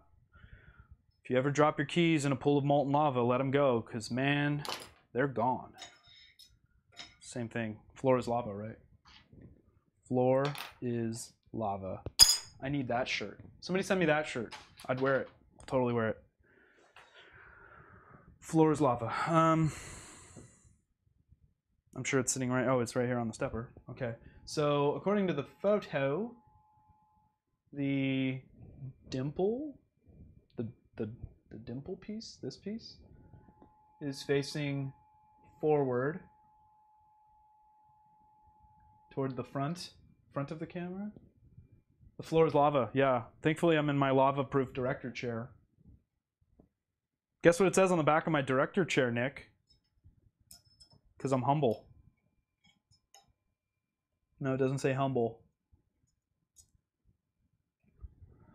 And I says it looks like we're dealing with M3s, with the exception of some M4s, and yeah. Okay, so I'm gonna start with the extruder. We're gonna mount the extruder to the plate. So now all the sorry, not the extruder, the stepper. I don't know why I was calling it that. Doesn't really give me any hint toward, no, it doesn't say director. It's a solid deep thought. What do director's chair usually say on the back of them, you doof? Nick knows that I love him, and so I can call him a doof. Also, I owe him for all the trash talking he did of me in their post-Earth stream. Because payback's a mofo. So this is saying M36s for the stepper motor. I am going to choose to align my wire this way, and I'm sure I'm going to regret it later. But for now, that seems logical because I'm guessing it can come up this way or this way to plug into the board that's going to sit basically very closely above it. And given that it's an M3, I've got my 2.5 mil. So we're gonna put a stepper on a stepper mount plate.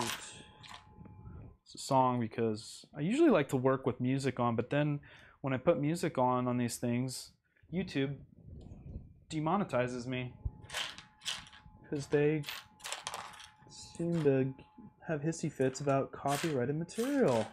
Huh, imagine that. M36s seem to be at a premium right now. Maybe they're in one of these baggies? No? Is it saying button heads? Maybe it's saying button heads. It is saying button heads. Pay attention. These are actually the M36s that came off of the mains plug from before because I don't have any black ones. Like I said, I get hung up on all the screws being the same color because they're primarily black. But they went with stainless button heads on some of them. You can get button heads. So now here's the thing though, with the button heads. Wait, that's a 2.5 anyway.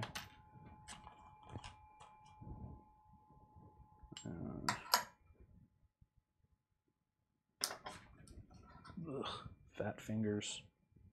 Okay, that's definitely an M36 button head. But the button head is using a smaller diameter drive. Hex key. Just mumbling to myself. Chris says he was 100% wrong. That's a lot of wrong, Chris. Usually if I'm wrong, which I rarely am, I'm only like, you know, somewhere in the 5 to 10% wrong because I'm humble. And I would never admit if I was 100% wrong.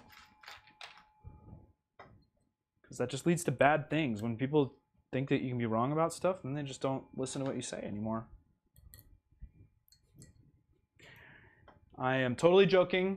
Before you guys send me nasty feedback, I am often wrong. I am happy to admit that I am often wrong. Because I fail hard and I learn hard. Also probably would be a good t-shirt. Okay, now, more button heads. I like the button heads. M310s in button head. See, we used M310s earlier on that power supply bracket. Oh, wait. It's the arrow saying those are M410s. M410s. That doesn't sound right, though. I don't think these... Are these M4? Yeah, they are. They are M4s. Apologies. It's good because I don't have any more M310s. I have M410s. That is your M410. And... Seriously? Okay, so that's definitely an M4 for the nut trap. It's saying to use the M4 extrusion nuts there. What I was going to say earlier that's interesting about these extrusion nuts is, so for these tensioner, these belt tensioners that they're using in the track, these are M3s, and the nut fits, you know, the nut flange fits nicely in the track, and I just, for consistency, I just really want that nut right there to fit in the track upward like that because I'm a little OCD. And it doesn't fit because that's an M4 nut. Anyway, more than you care to know. So here's the problem. That hole right there in this plate does not take an M4. So we're gonna have to drill it out. Who knew? Who knew we were gonna have to do some drilling? Let me just make sure before I commit to getting my drill out and really starting to mod stuff. That will absolutely not fit in there. That is designed for an M3, not an M4. So, little feedback. I'm guessing they're already aware. Yeah, see, that'll definitely. That's okay. It's not a big deal. That's an easy thing to do. And you know what I like for that is because the hole is already drilled. We're going to use a stepper bit to just ream that out. And if you don't know what that is, you're going to see in just a second. So I'm going to go grab that, and we're going to get this thing mounted at any cost. Okay, so Chris was only 90% wrong. That's good. You had the L part right. Okay, so he was determining. Okay, so the UU does mean longer. L before UU. The director's name. It does say the director's name, Nick. You're right. I don't deny any process. You're always trash talking. Rather get in front of being wrong than work to direct the narrative, you know, in a 1984 kind of way. I do know. I like 1984. Okay, I'm gonna go get my drill and stepper. I wasn't anticipating needing that, so I wasn't prepared with it. I was prepared with everything else. But if the audio stays in, you can stay with me along the journey. I'll describe what I'm seeing. I'm walking into the depths of the house, to the garage, to the garage. For my friends across the pond, probably losing me at some point.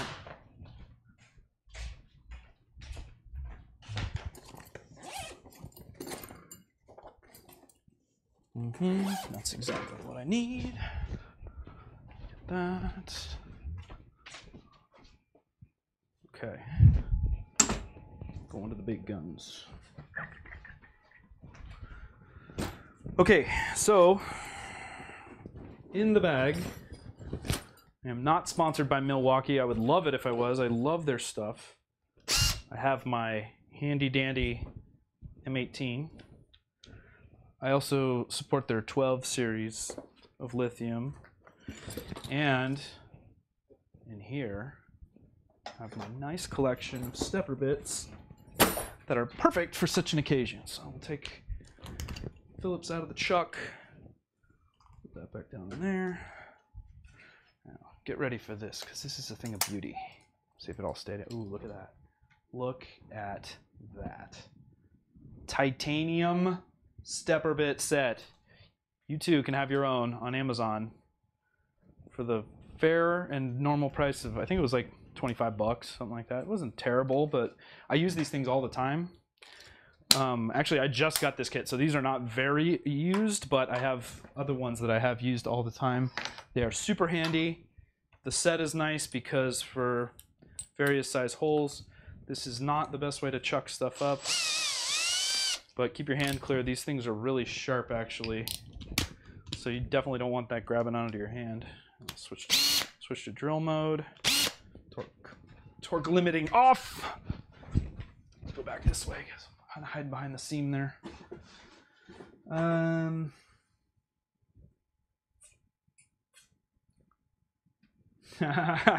didn't like that zipper sound, huh? All right, so we only need to bore it out a little bit. This particular stepper bit goes from 1/8 all the way up to, say on here? I think it said inside the case. But anyway, we're just gonna eyeball it. This is not exactly best practice in terms of clamping, but it's gonna get us to what we need to do. Now, the plate's thick enough here that it's actually gonna taper probably to the next step before I punch all the way through, but let's see. Because one of the things you can do is just kind of drill it halfway from both sides. Now, see, we're gonna be fine here.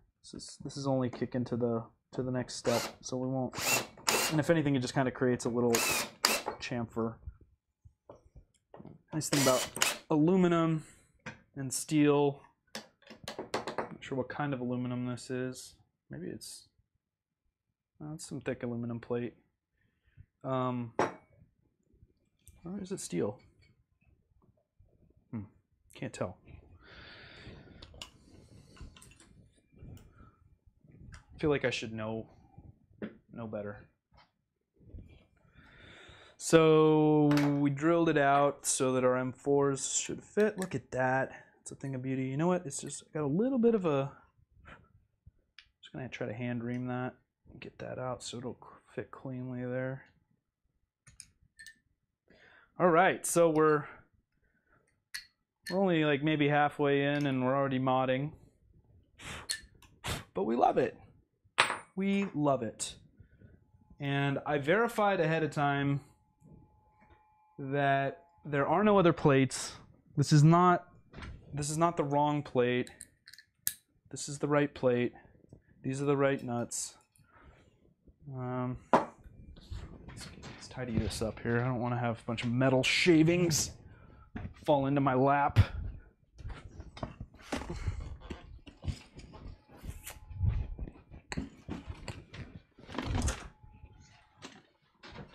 All right, who's learned something today, huh?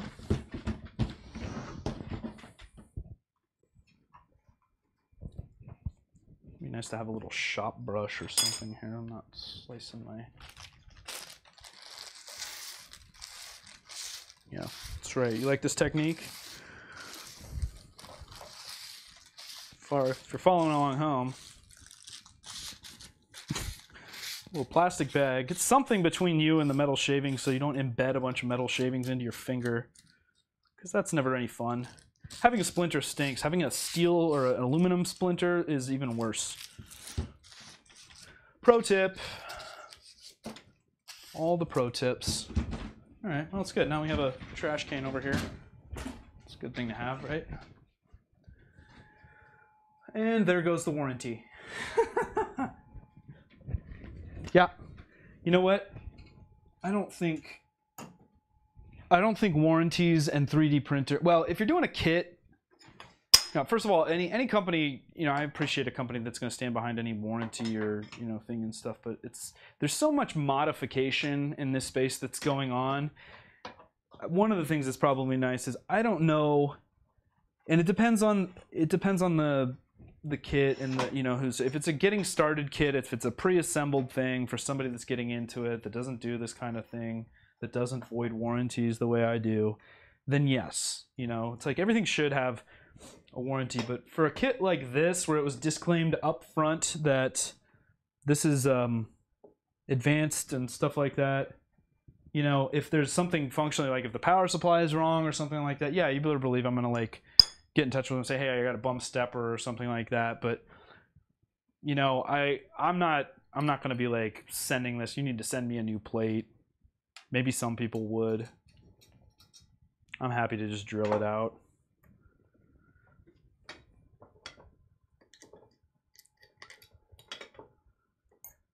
I have the means. We have the technology. We can rebuild it.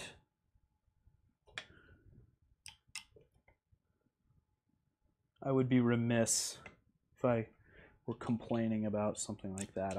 I think that's my opinion. You do what you want to do. Okay? No judgments here. Or if I do, I judge you just silently.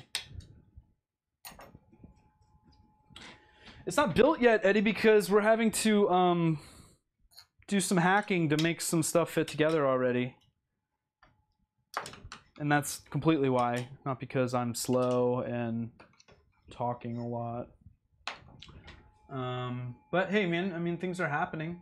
We're making progress, incremental progress.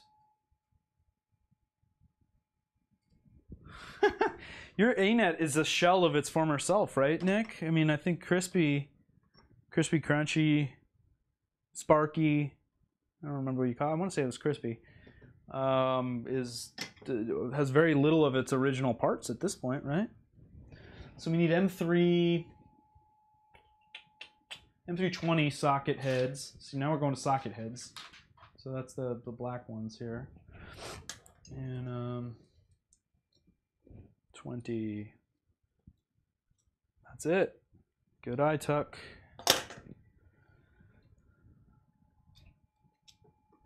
Time check.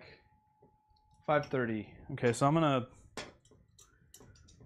sign off for 6 o'clock my time because I got places to be. Swim practice tonight. Not for me, for the kiddos. I used to be on swim team though. Swimming is a good physical activity. If you value being in shape or don't, I don't know, whatever, it's still, that's not a 20. Hold on a second here. I should have just got 4 out to begin with. Let's work smarter, people. There we go. Okay, so I need 3 more of these. No, I need 2, 4, 6, 7 more of these. Anyway, yeah, swimming. Very nice activity. Now my kids are on the local swim team. It's close and it's handy and it keeps them out of trouble in the summertime. So we do swim every evening and meets most of the weekends, but only some of them. I've been traveling a lot, so I haven't caught a lot of the meets. I know you all care very much about my kids' swim team schedule.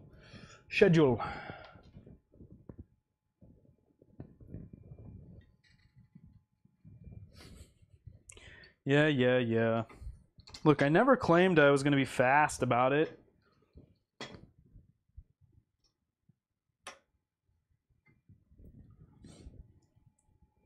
All right, I'll shut up and just work more. You slave drivers. I mean, let's be fair. Even if I was just not commenting and not reading the comments as I go, there's still a lot of reading and stopping and checking. But you know what? I live on the bleeding edge so that maybe in the future the experience is easier and better for you guys. Okay? I'm taking that bullet for you right now. You're welcome. When you're all enjoying your printer belts in the future and how little you have to do and just reveling in the fact in the old days where you had to like pull stuff off your print bed by your manually like a caveman. Okay. You can appreciate those of us who made the sacrifice, figuring out the assembly.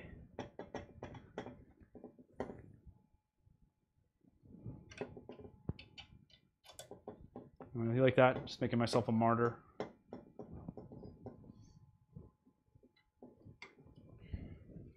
Nick likes to swim. Nick, falling into a pond though, because you were drinking late at night, that doesn't really count as swimming. That's just survival. Just loosen that a little because obviously these are going to have to move, and I'm going to have to take this off of here again. But you know what? This isn't terrible because like I can just take my rod out here, slide pieces on. That'll be fine. Walter built a hypercube in just 4 shows. We'll pin a rose on Walter's nose. One of them was like 11 hours long. Yeah, well, everything takes like a lot longer when you're trying to document as you go. But I don't know. I'm hoping if this works the way I want it to work for production, I really would love to create a little use case, case study in belt farming. And I may have to refer back to my own thing for how I built it. I mean, I don't know. Once you get one under your belt, usually it's not terrible. Okay, so it looks like what do we got going on here? I'm gonna zoom in on that. So there's definitely the pulley, the GT2 belt, or the pulley is definitely illustrated on here. My hand tool. No. All right, so we got to put that on the stepper, and then what is this? This is the. That's got to be a belt tensioner. This goes right. Oh no, end stop, end stop. Interesting. Okay. So if that's an M-stop, those are going to be 2.5 millimeter sockets. I think that, yeah, it says that right there. Socket head 2.5, so let's get us an end stop out of the box. Oh, goodies. Come to me. There's one. Let's see here. Should have, I think we should have 3. Right? We need one for, well, no. We're going to have an inductive for the Z. So then we'll just have one for the, and then the belt doesn't need one because it just keeps going forever and ever and ever and ever.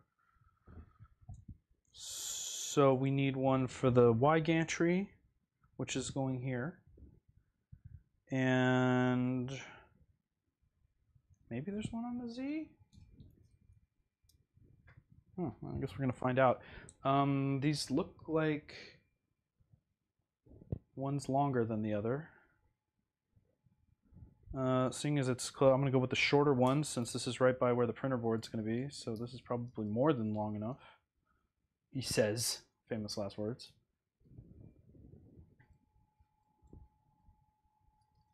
If I'm a martyr, what are you? You're God, Bill. you're the creator, the alpha and the omega. Yeah, I'm just a man. I'm just a man. I'm not a martyr. I'm being goofy. Settle down. Okay, so this has got our end stop oriented like this. Bill, talk to me about the end stops. We've definitely got one on the Y gantry here, or on the X carriage. I guess we'll get to it in another part of the build manual. Oh, maybe for Y max on the Y gantry, if this was moving all the way up, is it homing to the top? No. No. Well, you know what though? No, that's not right. I say I got holes in here. I think we're just getting ahead of the game. I'm skipping ahead. That's what I like to do. All right, so I'll align this how it is in the picture.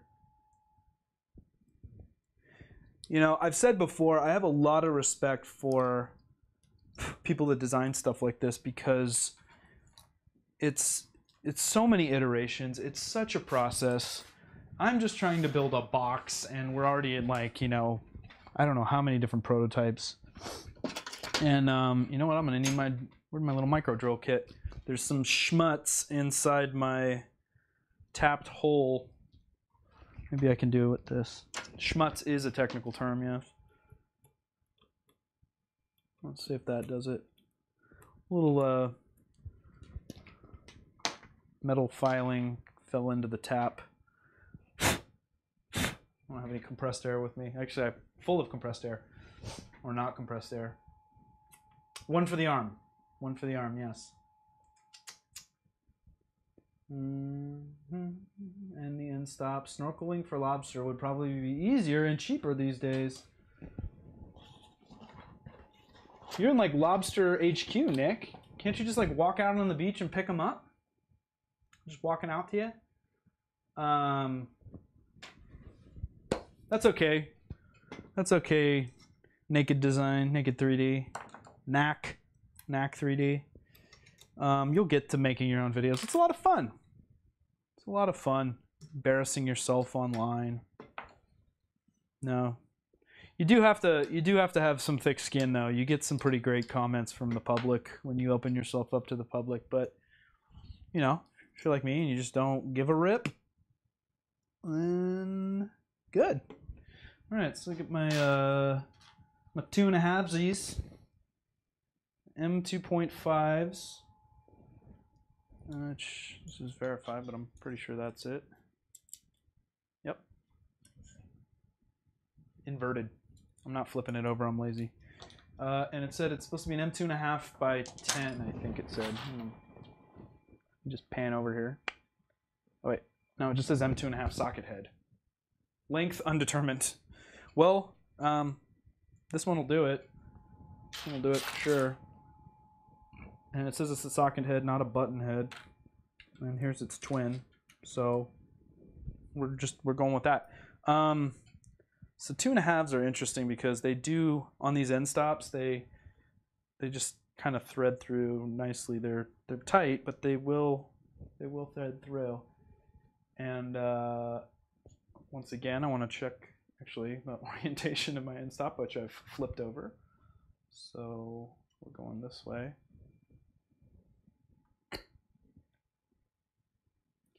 Well, Bill, I'm flattered that you stopped in. If you guys haven't picked it up, Bill Steele in the comments there is the inventor, co-inventor. I mean, I'm not sure how that works exactly because the the concept of a belt-fed printer has been around for a while. I don't know who can claim to be the true inventor because I think MakerBot does have a patent, but their patent was, I think it was specifically for a 45-degree angle. I don't know. And they never did anything with it. Not that that matters, because that happens all the time. But anyway, Bill worked along Bill, the Polar 3D, the man of Polar 3D fame, who has one of the. Are you the only one with a Polar design printer, Bill? Do you have the patent on that? I think you do. If you haven't talked to Bill, he's a pleasure to talk to. He'll bend your ear on all kinds of crazy stuff. I think he's the only one that even understands the math around how a Polar 3D printer works. If you haven't seen a Polar printer, by the way, go to polar3d.com. I think that's the right address. And take a look at that thing, or Google it, or YouTube it, or whatever. But like watching that thing in action is like mind-bending. So yeah, Bill does some cool stuff. Bill, I was talking about your color changer, if you're still with us, that you were showing off at IRF, and how excited I am to see what comes of that, because simplicity rules the day. And hey, if you've got less parts to achieve the same thing, I mean the same number of parts, that seems to me like if you do a proof of concept on that, like theoretically you could develop the tech to do color changing, automated color changing on just about any printer, by just bolting on the extra pieces you need. Let's see. Yeah, Bill's just had the right amount of every screw, don't we all? No, but the first developed. I'm not sure what you're talking about. The Polar. You're not the only one to do a Polar, but you're the first one to make a Polar 3D printer. Are you talking about the puller, or are we talking about the belt-driven system?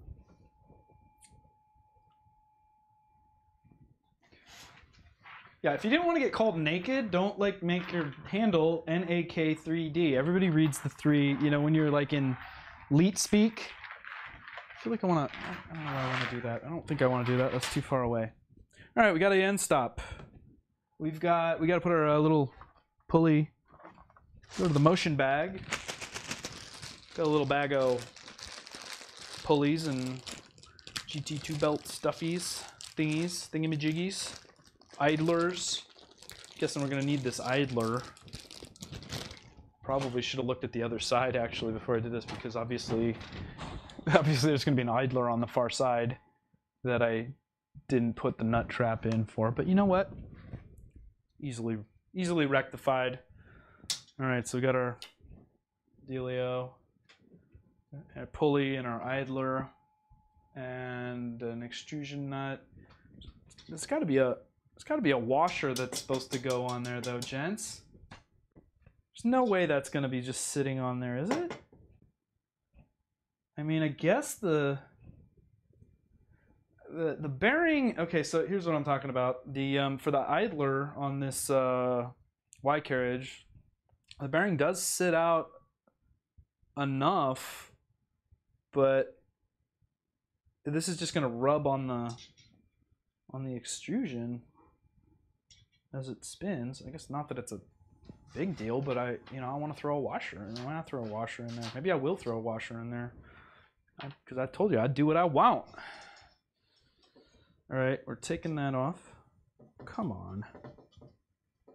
Apparently, got to take this washer off here. We can't slide this off. It's all right. Put that back in a second, and then we're gonna put an extrusion nut for our idler in there. Slide that around there, and then we're gonna slide this back in like so, and then we're gonna put this back on here. So it's put a little together, take it apart. So that's why it's not all put together yet, Eddie. Let's see you put together a printer belt on your stream that doesn't exist. Yes, Polar. Belt developed the first. Andreas Bastain had a similar idea but couldn't do the software. Yeah, well, nobody can wrap their head around the software. That's not true. The bearing doesn't need a washer. Okay, well, from the horse's mouth himself. I really want a washer there, Bill. Can't I put a washer there?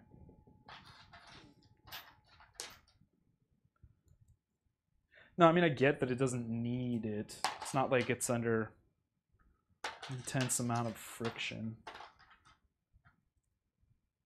So we need an M420, 420 socket head. There we go. Proof M4. Oh, wait. No, I didn't have it lined up. Yep. Wait, what? 20. Oh, there's a gap. That's the 20. I don't think I've seen a 21. I guess there could be a 21. Look at that. That fits nicely. That goes there. I mean, if it spins, right?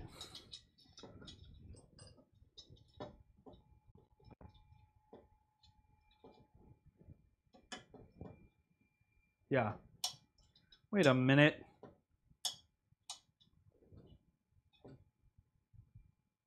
Seriously?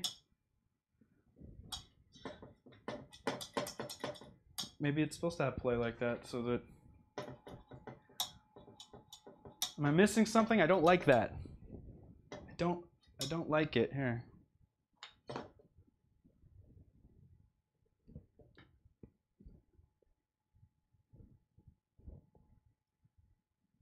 This is what I don't like. This is a 20. This is bottomed out. Bottomed out inside there, which it needs to, because we can't have it going this way. And I mean, I guess it's just an idler, right? So I guess it just follows along the thing. I don't know. I'm sure that's right. So I'm doing what it says.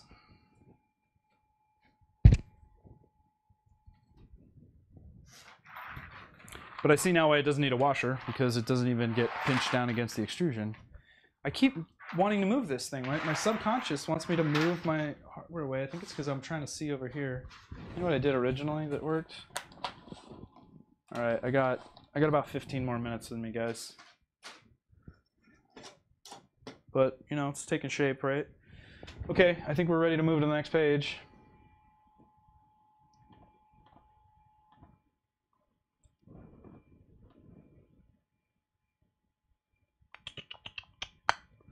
Yep, got that. Oh, I didn't really put my belt on there. I guess we should do that. Or my my geared.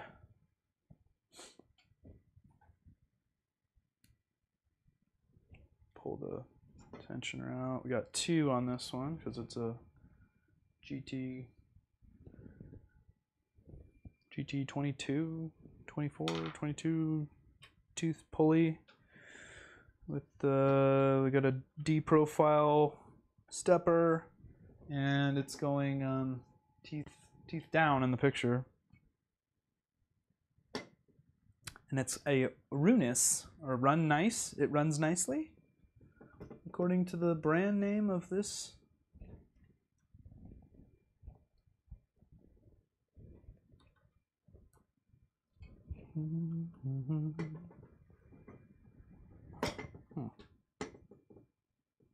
That's tight.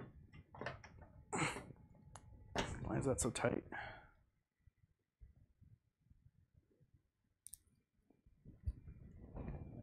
Technical filing. Got some shard of something on there. Line it up with the. There we go. Well, it's snug. Snug is good though. Snug isn't a bad thing, I guess.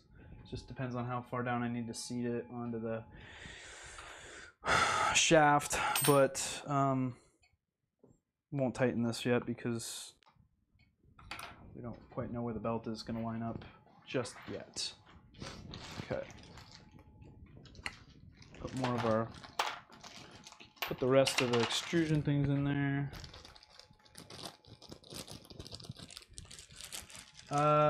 I'm using the 22, not the 20. I am?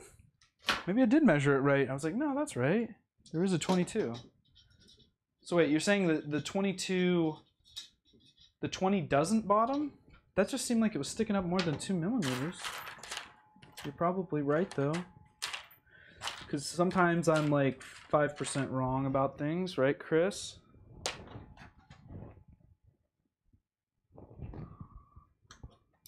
Let's go to the calipers again. No, you're right, that's a 22. Eating crow. I got 22 and I got a 16s. Where's the 20? Maybe it's in this bag. There's button heads. I've got a 20 and a button head. Throw some there. Does it say button head? It says socket head. Not that I don't know that it matters fully. I have to lay out all my. Is there like one? There's like 120 in here. I don't think 20 is right. I think a 16 sounds like it might be right. It doesn't bottom because there was way more than 2 millimeters sticking up out of the top of that thing. I mean, I could do a 16. It wouldn't be the first thing that wasn't labeled correctly. If it's not supposed to bottom, let's see if it doesn't bottom, Bill, then this thing won't spin.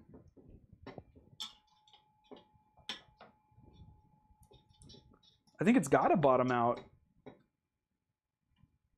Or there needs to be a washer. Which is it? Let's try a 20. Let's try this button head 20 because I don't seem to have a socket head that's 20 millimeter. Ah, button head, smaller. Just occurred to me I might have gotten the wrong size Allen keys to go in the rep box kits because I didn't account for the fact the button head has a. Okay, Bill, I love you, man. You're a genius, but I don't follow how this is not going to have to bottom out and allow this idler to spin. I don't think that the 22 was correct because that's a lot of slop there, but if there's nothing holding this thing up off of here, there's like, if it doesn't bottom out, this is going to pinch it against the extrusion. As long as it doesn't bottom.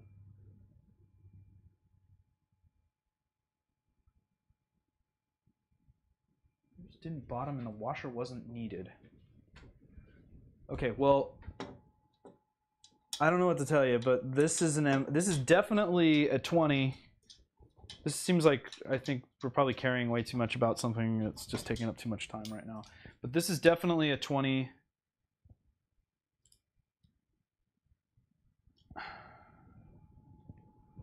And it bottoms out, and it's not a socket head.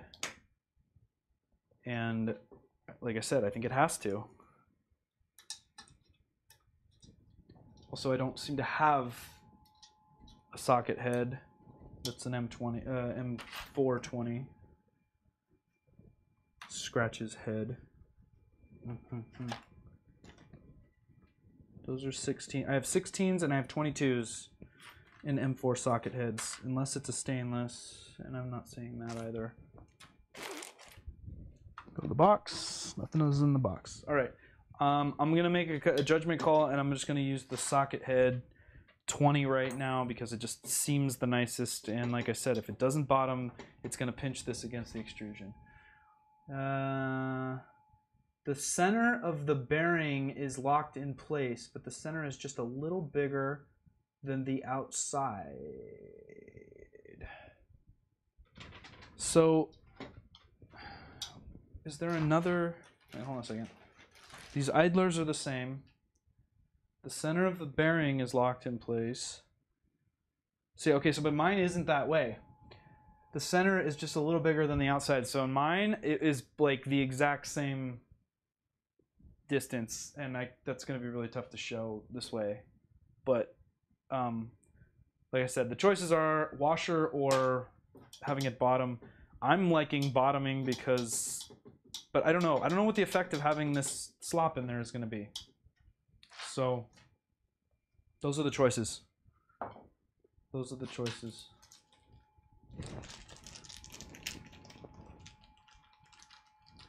We're really lucky though. It's not every day you get like the inventor of the machine on the stream with you, walking you through it. Co-inventor. I don't know. How do you like to refer to it? Because I know Brooke, had a big hand in this too. Are you co-collaborators? Well, we're going to move on, and we can always change that out later if we have to. It's not worth spending the time worrying about right now. Let's see. How do we, let's go page down. So let's work on the Y gantry as much as we can before I have to leave in 10 minutes.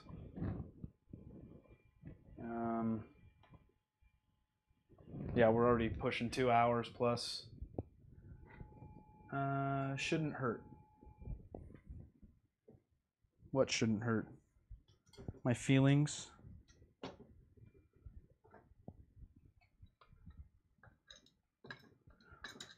Is it too early to put this guy on here? It's just probably not necessary. It's not doing anything. We'll just keep the diving board out of the way.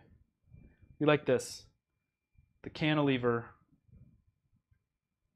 board, and it's mobile. It can move. I mean, I guess once it's wired and stuff, it's not really going to have much play, but maybe we'll zip tie it into place or something. We'll find out. We haven't gotten to the end yet.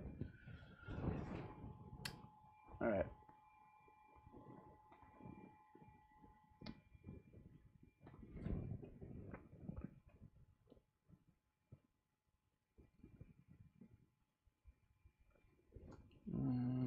Just confirm my plans here. And all right, let's do some Y gantry.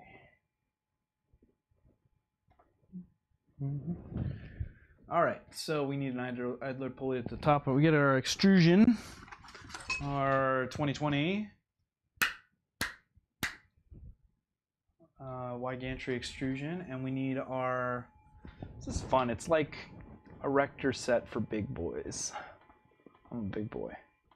Set it. Yeah, this may be where I come to regret putting these on here already, but we'll see.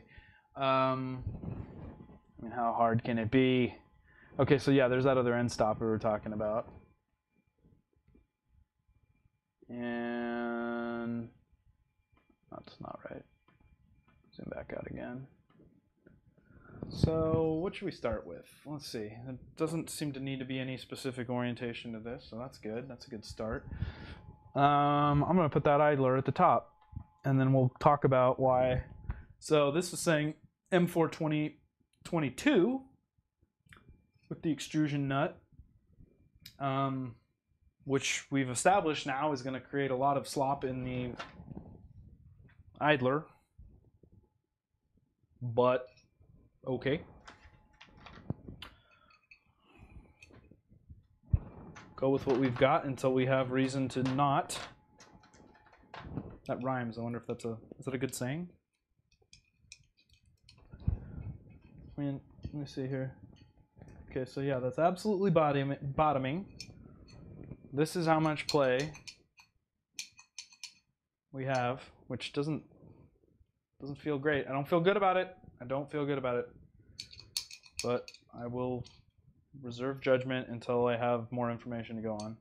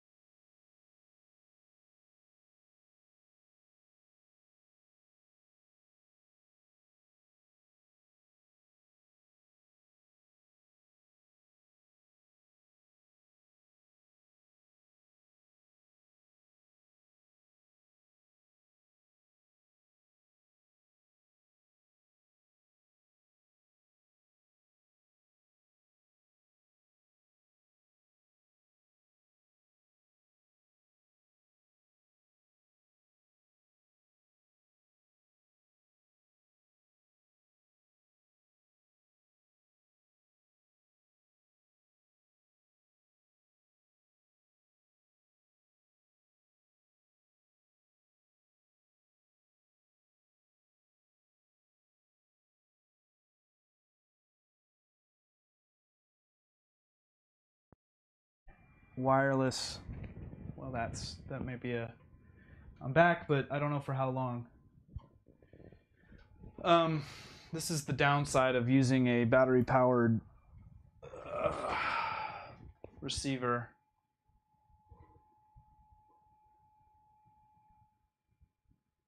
Okay, so Bill, how is it yours has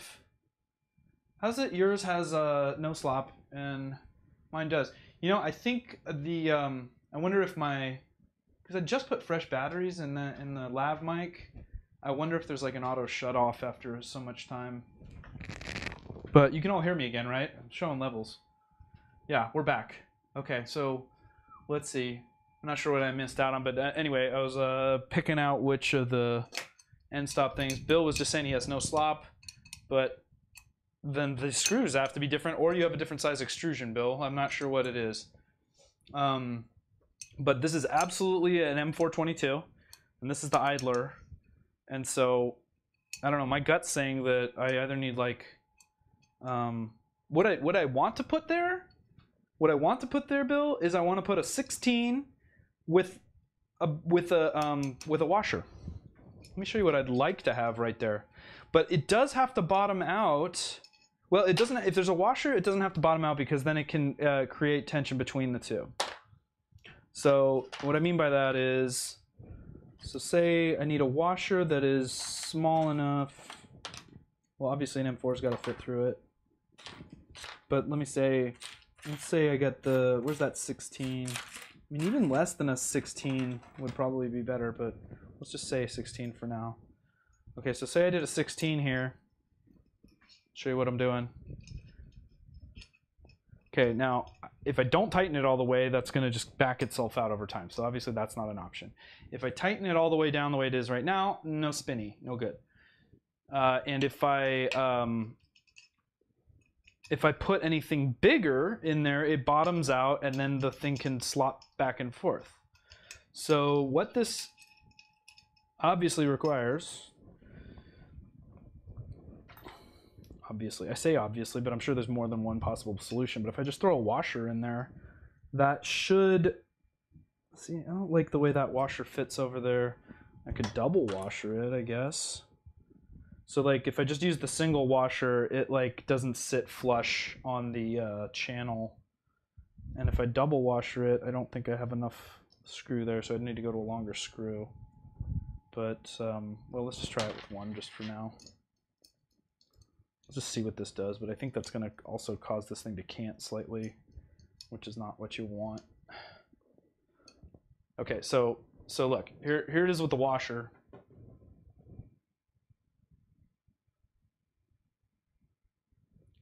That's not where it's ultimately going to go. So it does spin freely, but it definitely requires a washer. But the problem is that washer is not sitting evenly on there. So I need to either double washer it or, yeah, I think the only choice is double washering it. Or there's just going to be slop in there, which, why? Why would there need to be when there can not be? So if I use a bigger washer though, wait, maybe this one? I do have a couple different size washers. No, but see, here's the thing: it's gotta press against that inside of the pulley or the inside of the bearing, and then it's got to be wide enough to not have one side of it fall into the extrusion. So let me find. Do I have an M420 in here?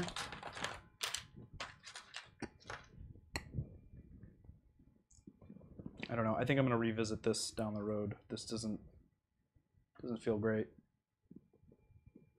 The center of the idler of mine pressed against the aluminum extrusion, but it still spins. So I believe you, Bill, but for this particular idler, the flange of the bearing and the inner flange or the inside of the bearing are at the same height. So that doesn't work.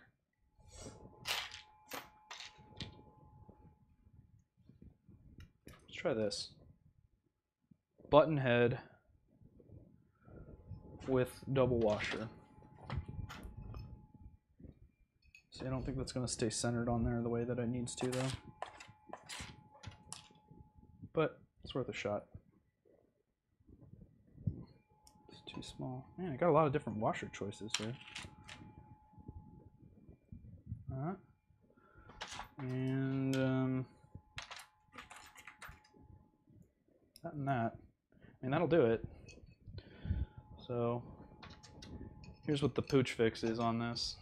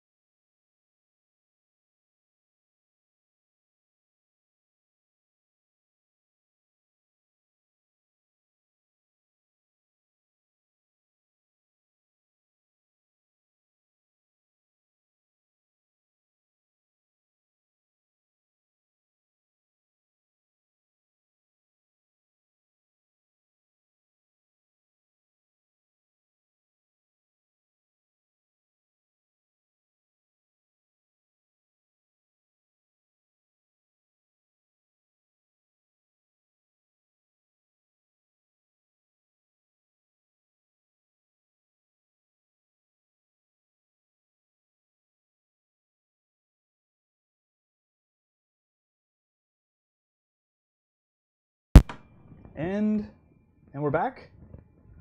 And we're back. Needed fresh batteries. I'll be releasing my review on this lav kit later on, but these are the hazards, obviously, of streaming for as long as I've been streaming right now. So obviously that's not a solution that's going to work for longer streams, but maybe I shouldn't be talking this much anyway. But I'm gonna wrap it up anyway. So anyway, just to finish up what I was saying on this bearing drawing, this drama here. So just to give you a look at this, it's not what's documented on there, but like this is what makes me feel best about it. Problem is I don't know what's allowable to have it standing off of the extrusion here. But there's got to be a better way than it is. Obviously, like the bearing as it is currently can't seat against this, so I'm not entirely sure. You know, the other thing that occurs to me is that I guess potentially if we use one of these guys, now see that? I don't think that stands off high enough either. I was gonna say if you can get the nut and this like up higher, at least the washer wouldn't fall into the channel. Something's not right here. So anyway, I'm gonna leave it like that for now, and I'm gonna finish putting this this end stop and this piece on here, and then I'm gonna call it a night. All right, so we need an M420, which again I just don't seem to have. I've got 22s and I've got 20s in button heads, but not socket heads. So I'm either missing some or something's not quite right. Also, this isn't threading very nicely into there, but might have to ream that out. That might be intentional though, because it doesn't say anything about having a it'll be fine. See, I love that. Bill's right. It'll be fine.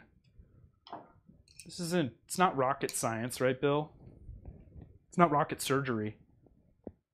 It's not rocket surgery. I mean, 20, button head, a socket head. Oh, I heard something crack. I didn't like that. Oh, you know what? I think I just had some supports in there. It doesn't. See, but again, so that's a 20, and it sticks out. So I think the documentation obviously needs some updating. Like it seems completely unnecessary to have something that large right there. So I think an M416 would probably work. Maybe even shorter.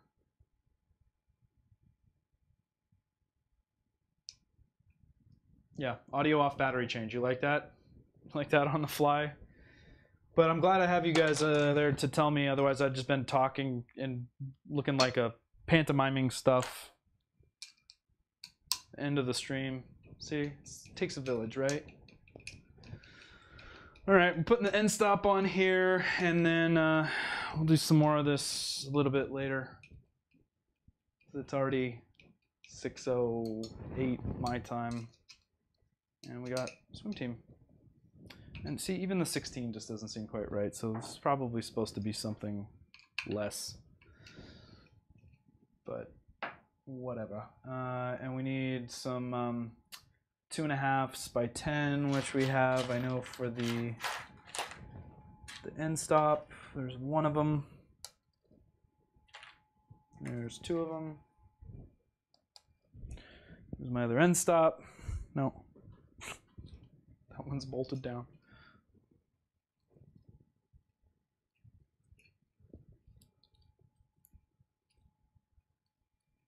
Yep, it would be like every other night at my house. Thanks, Nick. Lots of talking, nobody listening. That's what I'm known for. It's very kind of you guys to grant me an audience. Helps my ego, my already very bruised ego. So we're just using these apparently like grub screws. They're just self-tapping or tapping right into the plastic, which is fine. Just fine.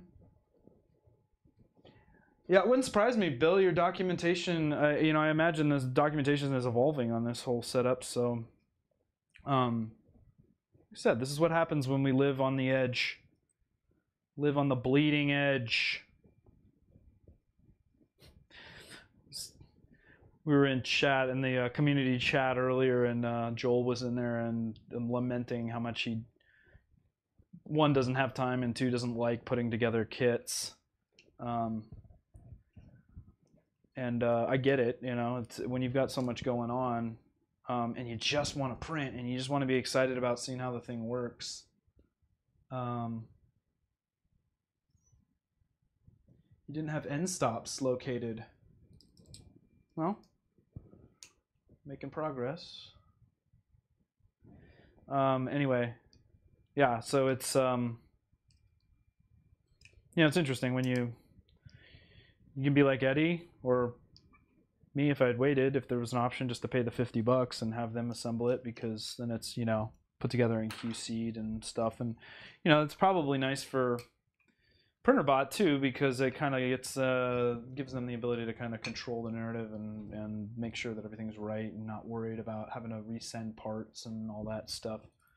So there's our end stop, and oh heck, let's just put it on the plate so that at least it looks like we got something coming up, right? So we got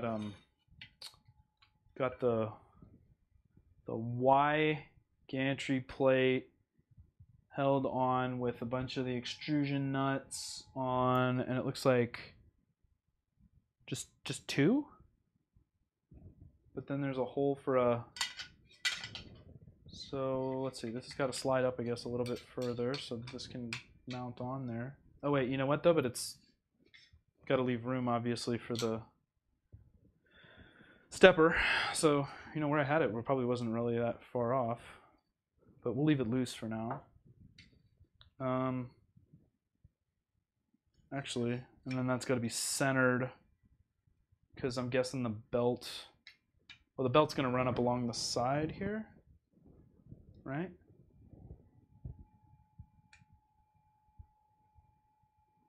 Yeah. Yeah, you're starting to see why? What, you don't, you miss out on all this fun? Come on, come on. I know, we're in a very want it now world. I want it now. I want it now. 3? I mean, there must be 3. I broke it? No, I didn't break it. It was already broken. I'm fixing it, Greg. They sent me a broken one, and now I'm going to make it work. Welcome, Greg. Good to see you, buddy. I didn't have enough cynical people in the audience already. It's good you could join in. So this is saying, what is it saying those are? It doesn't say. M4. Well, they're obviously M4s, and they're button heads. So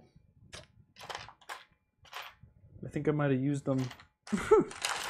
Might have used them all on my other stuff. M4 button heads. Wow. Okay, I've got one in stainless. Oh, here. Yeah, I guess they're these. They're the stainless. I don't know if these are actually stainless, but they're not black. And they work, so going with it. Okay, so we got that one. How do we line up? This is an interesting.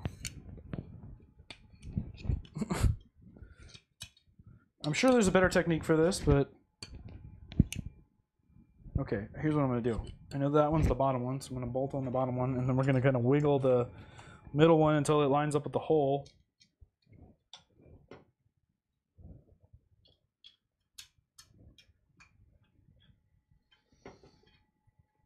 What doesn't look right? The whole thing, I know. Doesn't feel right, doesn't smell right.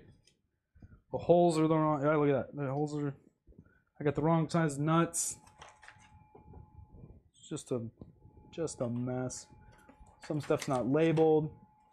No, it's fun. It's fun.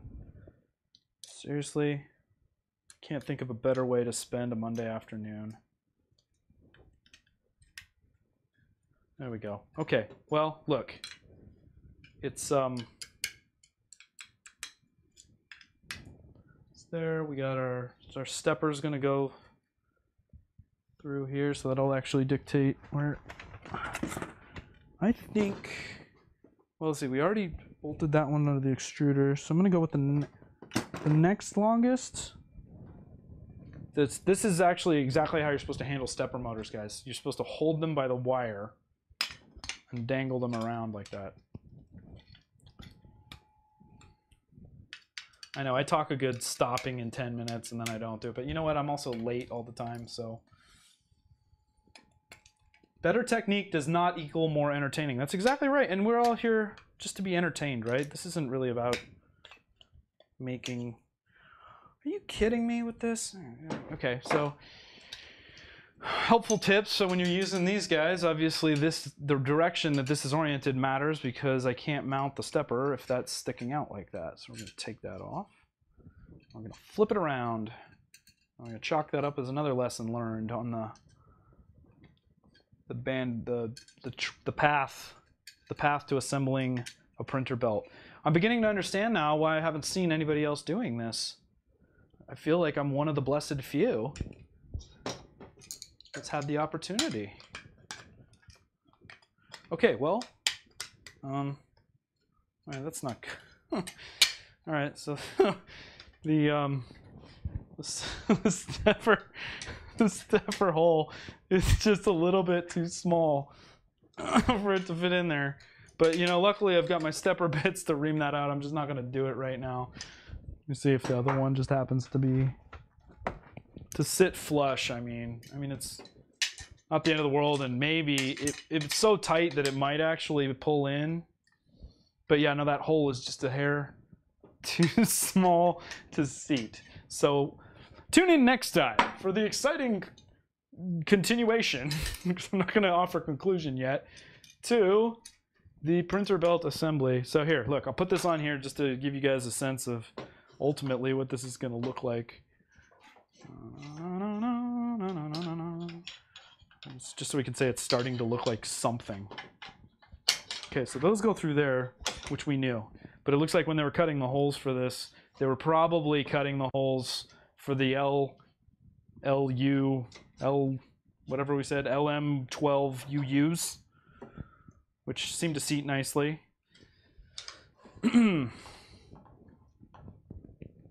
Look at this. Look at this. Should we turn it this way? It's starting to look like something more, maybe.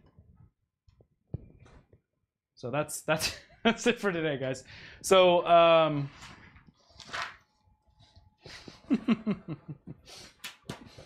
yeah, I'm gonna ream it too, Bill. But you know, it's fine. And honestly, like, I don't know. Like I said, like a whole reamer is not something that your average. Well, I don't know. I guess I can't speak for everybody, but I don't think that a whole reamer is a thing that your average person necessarily has.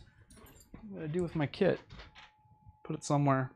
But anyway, we'll ream that out next time, and I'll pick it up from there. So anyway, thanks for tuning in, guys. I hope you guys are all having a great evening, and I'll keep you posted on how it's going, and hopefully. Maybe another build sesh or two, we can actually start getting some movement and seeing and open up Cura and slice some stuff, and who knows, we got plenty of meat to offer still in the printer belt world.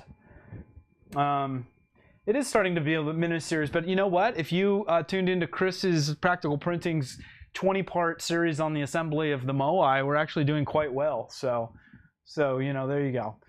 Anyway, good, Eddie. I'm glad to hear you have a whole reamer. I don't know if you agree that it's a reasonable expectation for somebody that's putting together a kit to have one, but I've got one too. And hopefully, you know, as this gets done better, they'll, you know, fix these things, because there's probably no reason that hole can't be dialed in. Anyway, have a good night, everybody, and stay tuned for the exciting continuation as I have more time. Till then, signing off.